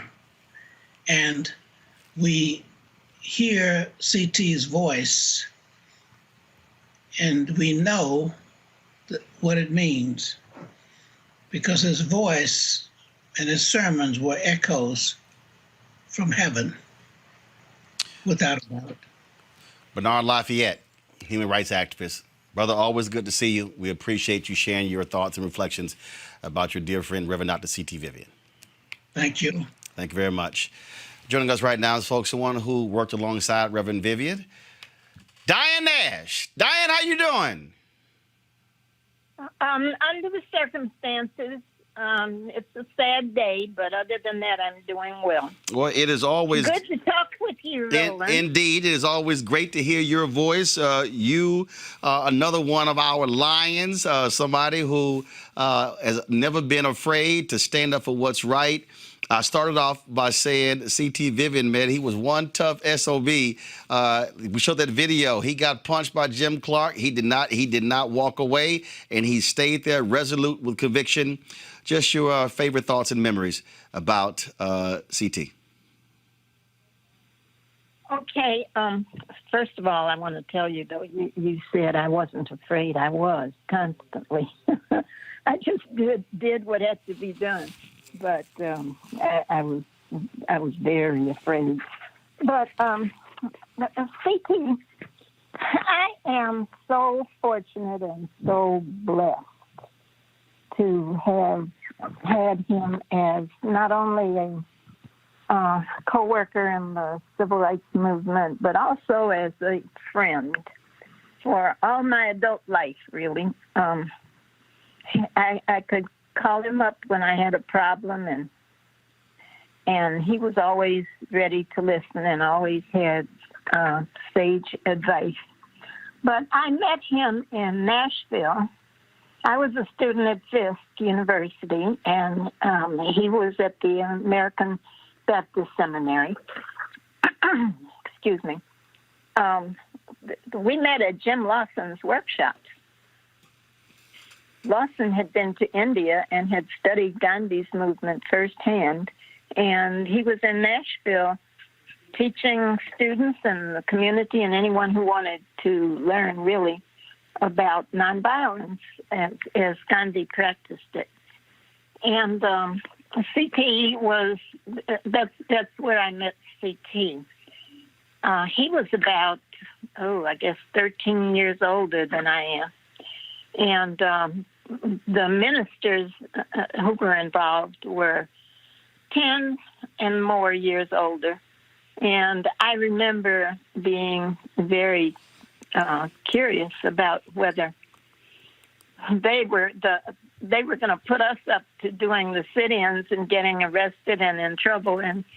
And I wondered if they were going to sit in and do the same things that we were. And they did.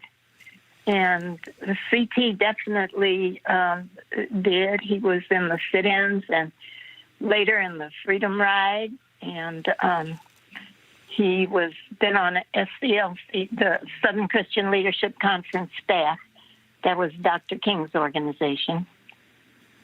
I believe he was the director of affiliates because SCLC had about 50 chapters at the time. And so CT took place, he was involved in Selma, obviously, the right to vote. He was involved in the Chicago movement and was very effective in talking with the gangs and making them see that it made more sense for them to do things together to benefit the black community rather than to be fighting each other. He was active in, I think it was, I can't think, St. Augustine or Fort Lauderdale. Oh, he was in St. Augustine. It was St. Augustine. He told me. He told me about it, and that's where a cop dropped on his back, almost drowned him in the ocean. Exactly. Now he had. I would never have done a protest in the ocean because I don't swim well. But he survived that one, and he was someone that had no ulterior motives. So often now we run across people who take part in demonstrations and they want to be on television or they want to run for a political office or something. And CT sincerely wanted to improve society. He was smart, he was level-headed, he had integrity, he was courageous, truthful, and a wonderful preacher. And he had a great sense of humor, but when necessary, he was very no-nonsense.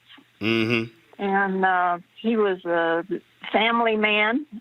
His wife, Octavia, and he were together for a lifetime until she passed away, I think about 7 or 8 years ago.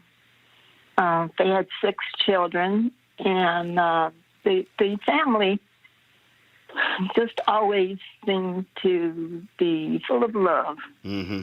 And he was not only responsible to the society, but also to his family and friends and his personal life.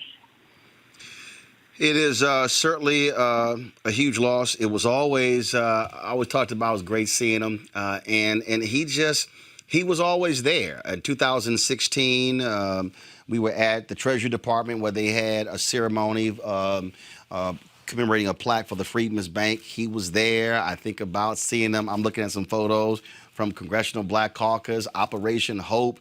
I remember Hank Stewart had his event in Atlanta. He was there. I mean, he was not somebody who was a homebody. He was always there and lending his support even to activists today. That's what he's been doing.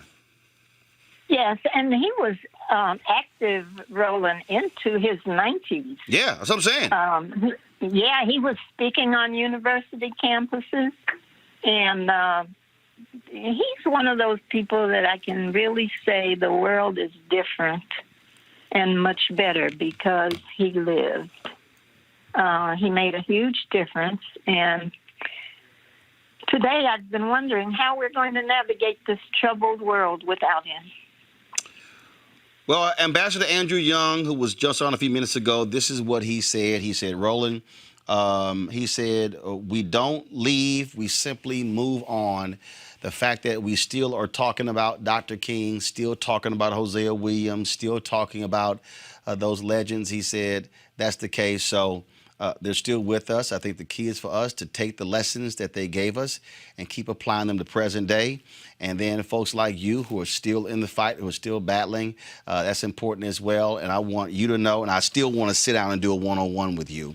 I did with CT, with Juanita Abernathy and others. But it's also important for us, this generation, to give proper credit and tribute to folks like you who put the work in. You said you were scared, but you were still one tough cookie. And we just appreciate your work all of these years and what you did to make it better for the next generation. Diane Nash. Thank you so much, Roland, and I'll look forward to doing that sit-down one-on-one. We're going to make it happen. Diane Nash, thank you so very much. I appreciate it for honoring Reverend C.T. Vivian. Okay, bye-bye. All right, take care. Folks, this is the video that was shown when C.T. Vivian got the Presidential Medal of Freedom from the White House. We want to share it with you. Coming up next, we're going to talk with Harry Belafonte, the legend himself. Here's C.T. Vivian. I thought, unexpected, and I didn't think much about it, and I was busy one thing, the other. The closer we've gotten to it, the more exciting it has become. The more you look forward to it, the more you begin to understand the kinds of things that could come as a result of this, right?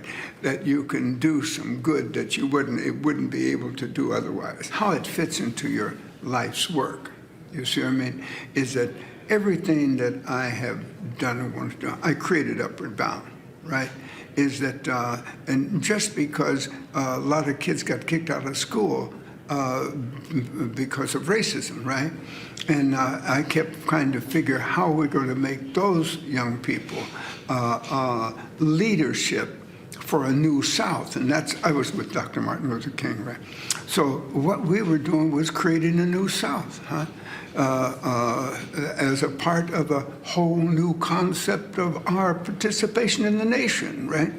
And so that when you see people who are thinking like that for a lifetime, how important it is that you know that it opens doors and that people take you seriously, more seriously than they did before. It sounds so pat when you say it.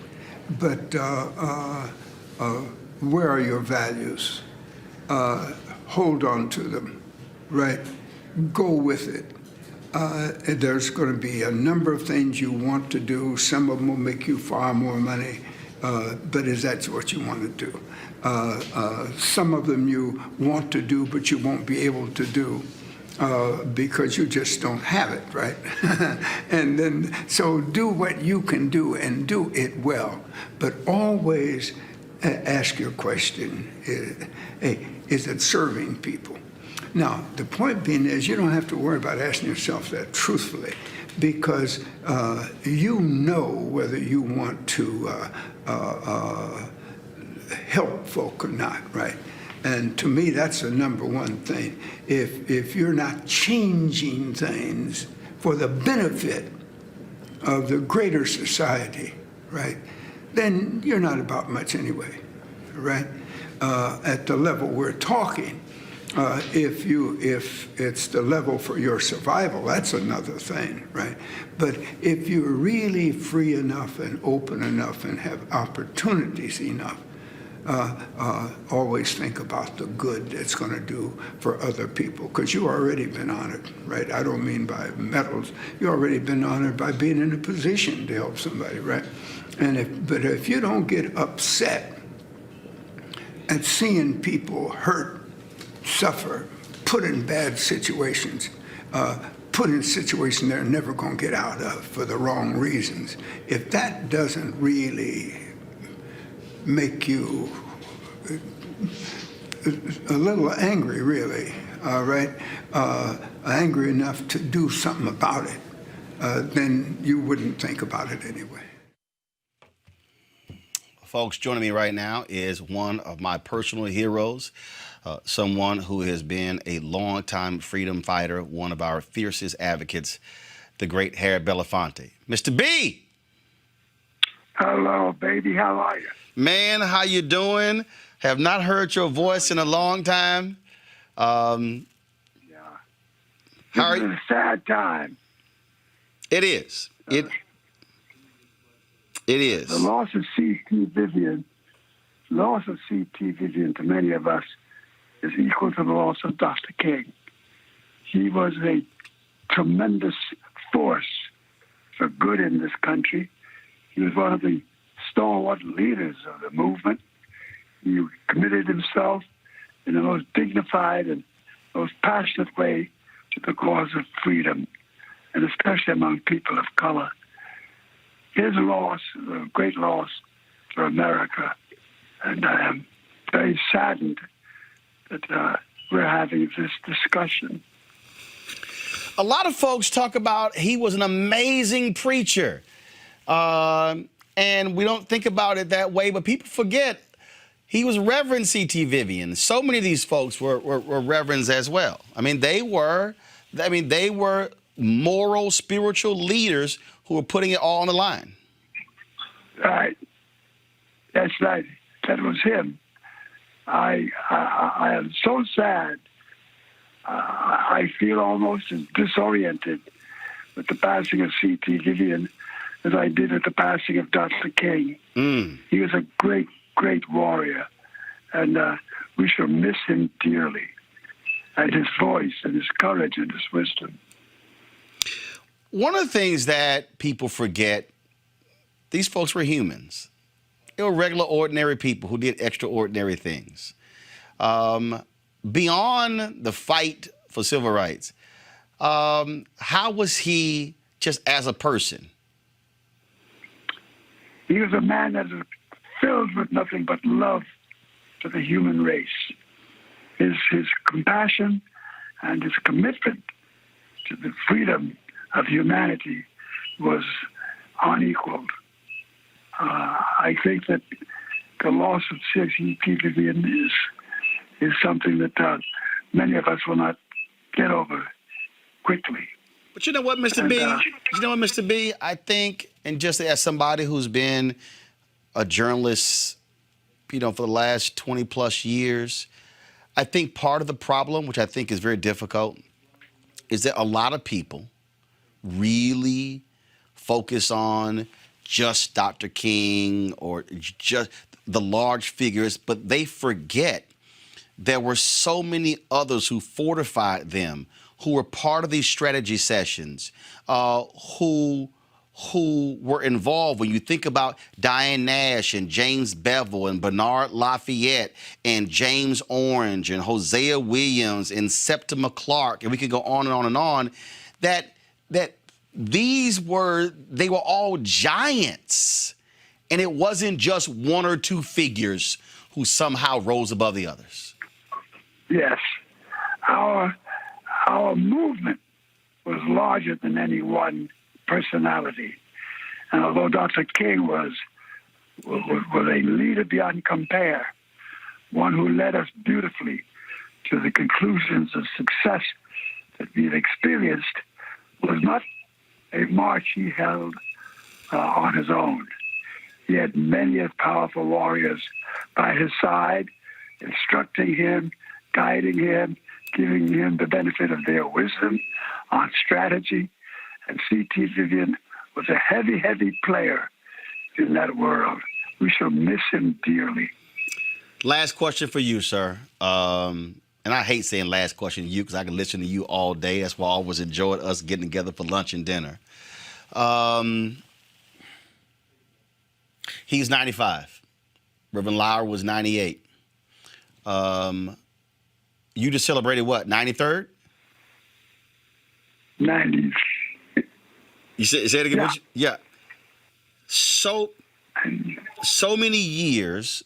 But what do you want folk today? What do you want folk today, 10 years from now, 20 years from now, 50 years from now, to know and understand about you and legends like Reverend Vivian and the work they put in? What do you want them to know? I think that we must pause and accept the fact that the movement, Black Lives Matter, has stepped into the breach and is making magnificent contributions to the objectives of liberation being waged by Black people all over the world, let alone just this country. And I think that the example left by C.T. Vivian, the example left by Dr. King, the example left by Fannie Lou Hamer and Ella Baker and so many others has been an indelible part of the success of our history. And I think their passing has left a great void. But I'm convinced that the young people have gotten the message. And when I look at what's going on with Black Lives Matter, when I look at what's going on with the women's movement, what went on with the women in the global mobilization recently, I think we're on the right path. And the contribution these men and women made, the group I've just mentioned, is a great gift to our cause. They shall be missed dearly. I said this to Diane Nash. I say it to you every single time I get to see you and talk, that we owe an absolute debt of gratitude, not just for what you did, but what you continue to do. You have slowed down, but the fight is still in you. It is still there. What was passed on from you from Paul Robeson, well, you have passed on to other people. And I just want you to know, and again, I say it every time, that we appreciate you, we thank you, and we love all that you have done, all that you will continue to do. Harry Belafonte, my brother, thank you so very much. Thank you so much for continuing our struggle and bringing your voice to our cause so magnificently. We love you. Love you, love you, love you. I appreciate it. Tell your wife hello. Take care, buddy. Thanks a lot. Whew. Again, folks, these are folks who I've met, I've talked to, I've interviewed, got a chance to know. And I'm telling you, just when Thurgood Marshall died, I was working at the Austin American Statesman, and I was connected with the great Barbara Jordan. And Barbara Jordan told this story. She told this story about just sitting at his feet, just sitting at his feet and learning, listening to him. And that's really what I've always enjoyed when it comes to Harry Belafonte, when it comes to Reverend C.T. Vivian, when it comes to Ambassador Andrew Young and so many others, the ability just to be in their presence and listen and learn. I guarantee you my next guest believes in that as well. John Hope Bryan is the founder of Operation Hope. He joins us right now. John, you and I knew C.T. Vivian very well. He was with you when they did the dedication of the Freedmen's Bank at the Treasury Department in January of 2016. Hell of a loss of a lion. Yeah. First of all, thank you for doing this, Roland. I got a call from Ambassador Young just a moment ago. I said, "Why are you calling me? I'm about to go on. You got off. Now your deal's done. You want to call me and mess up my train of thought." But I try, even though he's my play father, I call him Ambassador Andrew Young. I don't call him Andy or Andrew Young. I call him Ambassador Andrew Young. I call Reverend C.T. Vivian Reverend C.T. Vivian. And, you know, I was looking at Diane Nash, who, I mean, Roland, fine, smart, you know, super intelligent, committed, could have done anything she wanted to as a young lady, was focused on this movement. Harry Belafonte, handsome, smart, charismatic, could have just gone and done Hollywood, exclusively focused on this movement. And, you know, it was leaders like Dr. King and Ambassador Young and John Lewis, who was in a parallel path, but still the same movement. Dorothy Height, Reverend C.T. Vivian. Their integrity rooted everybody, right? And, you know, everybody's been saying these real somber stories. These are very serious and understandably so. I'd like to bring a little levity to the discussion about Reverend C.T. Vivian, if you don't mind. I sent you some discrete photos while you were interviewing Mr. Well, actually, I'm showing right now. I'm trying to see if I can pull them up. But right now, this is the photo here. This is from the dedication, the Treasury Department. You're sitting. This is the back of y'all head. So sorry. This is y'all sitting together, and then this is the photo here of the three of us having a good laugh while about to interview the two of you. And so he was a road dog for you. But go right ahead. Yeah, so in no particular order, I'm going to tell you. So Reverend Vivian would study everything and everyone. I think Miss Nash mentioned this. And he wouldn't mess with you unless you were serious. So he wanted to make sure I was serious. And he would look at me and he'd observe. And then, I don't know what order this came from, but we started to warm the relationship up. And one day he called me out of the blue and said, I want to come see you. The legend says he wants to come see you. Just say what time. Yeah. What would you like? Would you like me to come to your office? No. What's your address? And he came to my home, and I think I sent you one of those photos in the library. If I didn't, I will send it to you. A candid shot. We're in the library in my house, and he said, I've read your book, this works at Capitalism 3 times. You're on to something.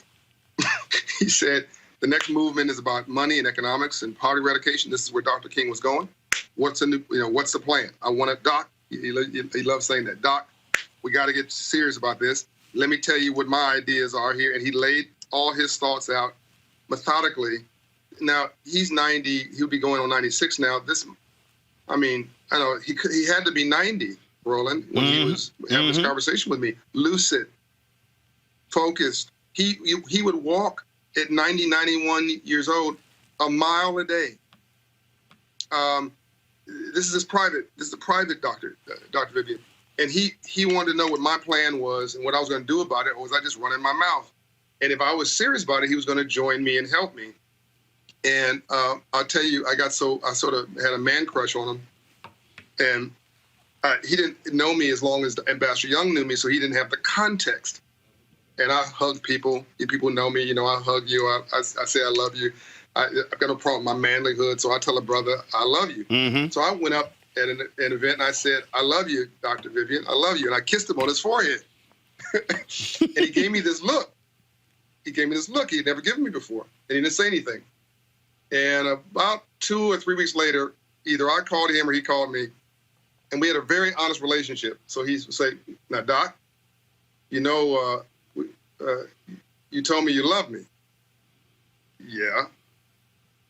Well, I respect you, John, and we're good friends.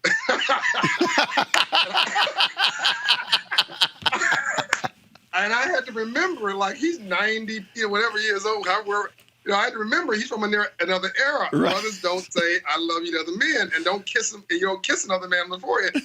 So I was like, yo, we're good. Like, we're good. I love you, like spiritually love you. He's like, oh, okay, we're cool.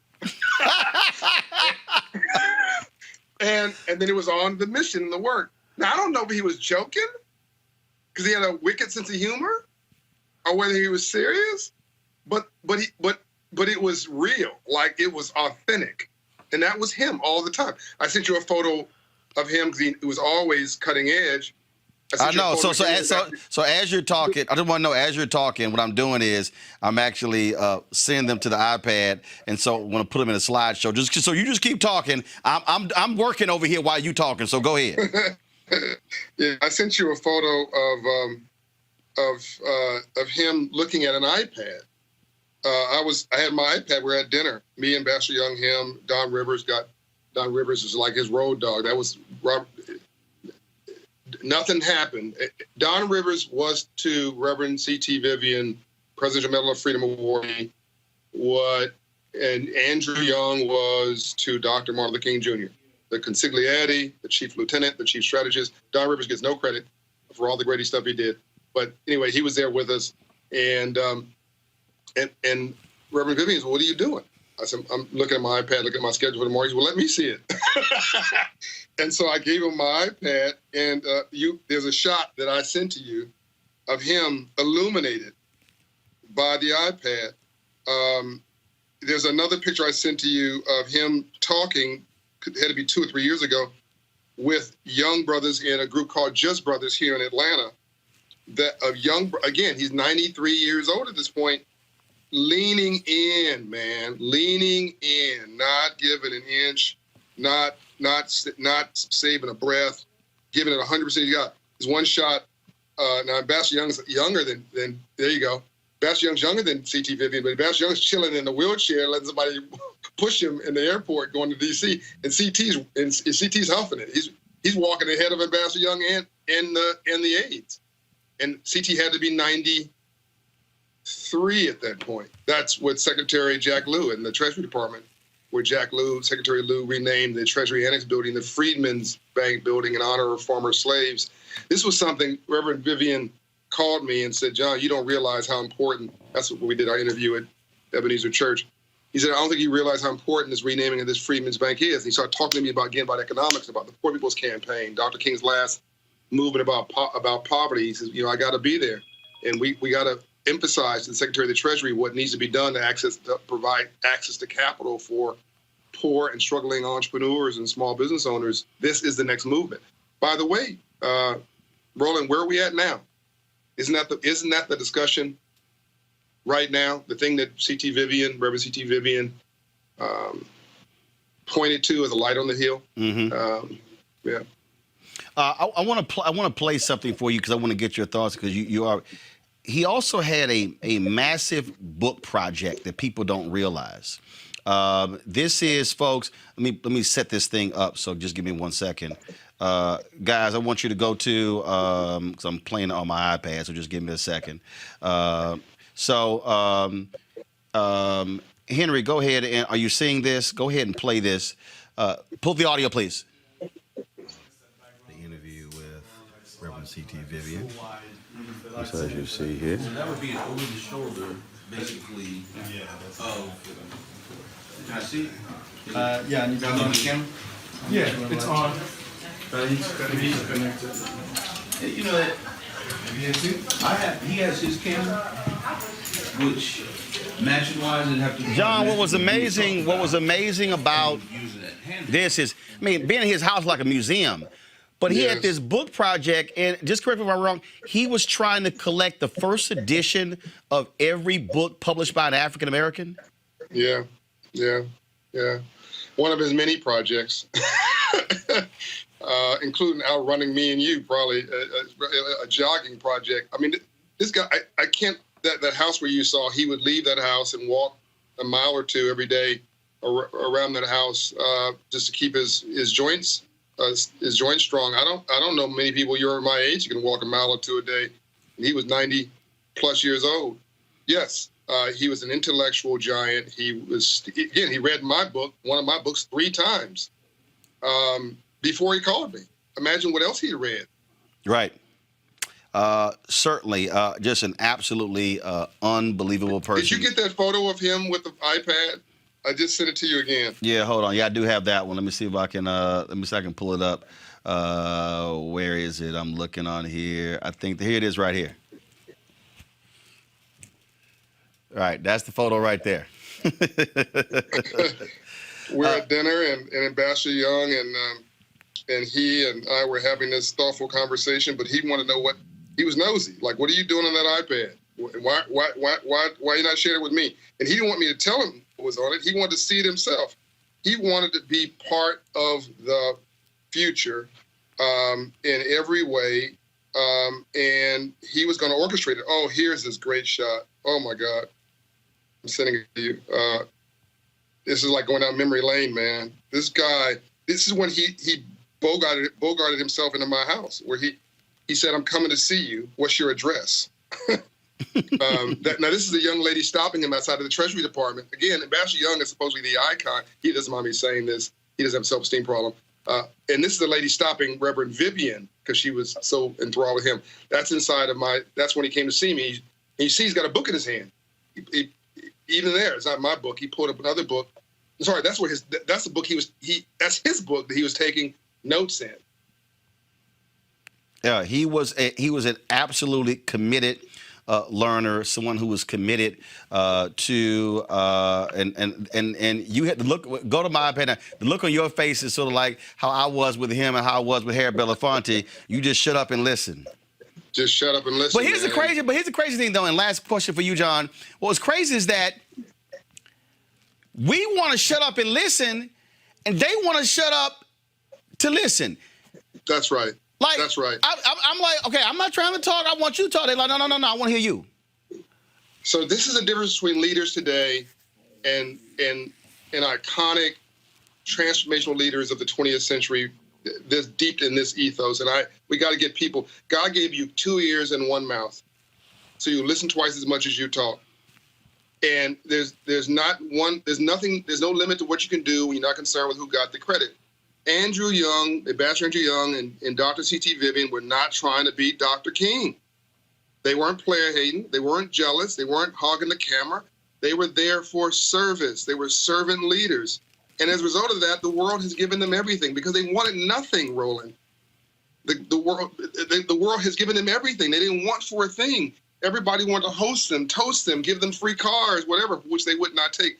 I mean, there's so much I cannot tell about what Ambassador Young and C.T. Vivian did not accept that they would have personally enriched them, but did not accept because they thought it would look bad on them. They thought that poor people and other folks should get the opportunity, and so they sent it someplace else. Mm-hmm. We need today leaders like Harry Belafonte in entertainment, like Ms. Nash in the intellectual sciences and in civil society, like Reverend C.T. Vivian in the pulpit and out and in the streets and in the suites, and Ambassador Andrew Young in our hearts, our lives, and our homes.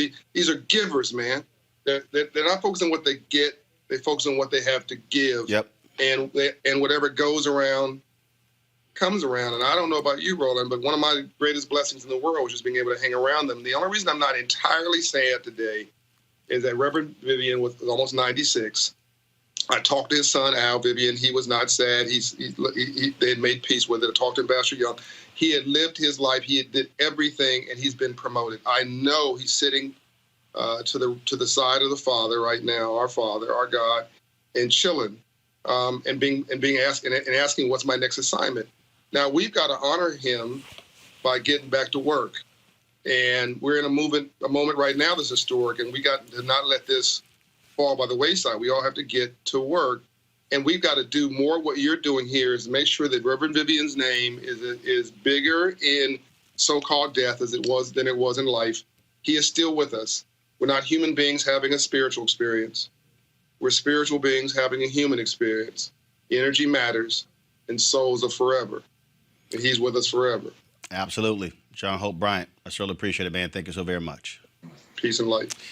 Folks, last year, Reverend Joseph Lowry had his 98th birthday celebration. Ambassador Andrew Young was there. Reverend Jesse Jackson Sr. was there. And Reverend C.T. Vivian was there. Folks, this was 180 plus years of wisdom. I was the MC of the event. We live streamed this event, and we were looking for the video, could not find the video. So I hit up Cheryl Lowry, the daughter of Reverend Dr. Joseph Lowry, and she got me in contact with Casey Wright, who was the videographer. And folks are obviously in front of all this, but you can see his head. You can't see Reverend Lowry, but this was Reverend C.T. Vivian celebrating his longtime friend, Reverend Joseph Lowry, on the birthday. Y'all, this was a few months ago, October 2019. Both of them are no longer with us. Watch this. C.T. Vivian stepped over. He wanted to say a couple of words to his longtime friend, Reverend Dr. Lowry. Reverend Vivian? Let me tell you, is that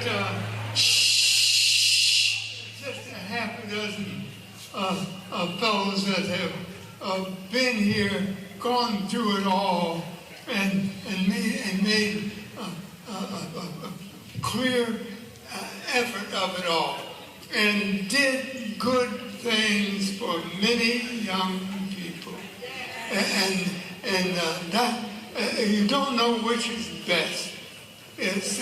But both are good, and he's done it and continued to do it.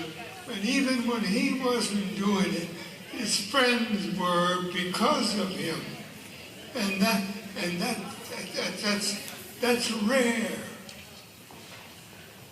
190 combined years of wisdom right here. Give it up for Reverend C.T. Vivian. Folks, it was great to be there. One of the reasons why it's important for you to support what we do at Roland Martin Unfiltered is for moments like this. The reality is Reverend C.T. Vivian did not get his just due on the cable networks today. I haven't seen it. I don't even know if he was even mentioned on the evening newscast, but this was a giant, an absolute giant. There were some other folks who we wanted to have on. Bernice King, she had an emergency. Reverend James Lawson, who trained Reverend C.T. Vivian in the Nashville movement. We had some issues. We're going to try to get him on Monday because I really want his reflections. And so stick with us because you're about to see my one-on-one interview with C.T. Vivian. And wait until you hear what he says about not being afraid to die. Y'all gonna be blown away. But this is why we want you to support Roland Martin Unfiltered. This is why we want you to join our Bring the Funk fan club. Nobody else is gonna do this kind of tribute. No black website. You're not gonna see this on TV One, on OWN, on BET, on BET Her, on Clio TV, on Bounce, on Aspire. You're not gonna see this even on Revolt. You're not gonna see this. This is why we matter. This is why independent black-owned media matters. More than 5,000 of you on YouTube. Y'all can join right there. Y'all can also join us by simply our Cash App, PayPal, Venmo, or send, of course, a money order to New Vision Media, Inc., NU Vision Media, Inc., 1625 K Street Northwest, Suite 400, Washington, D.C., 2006.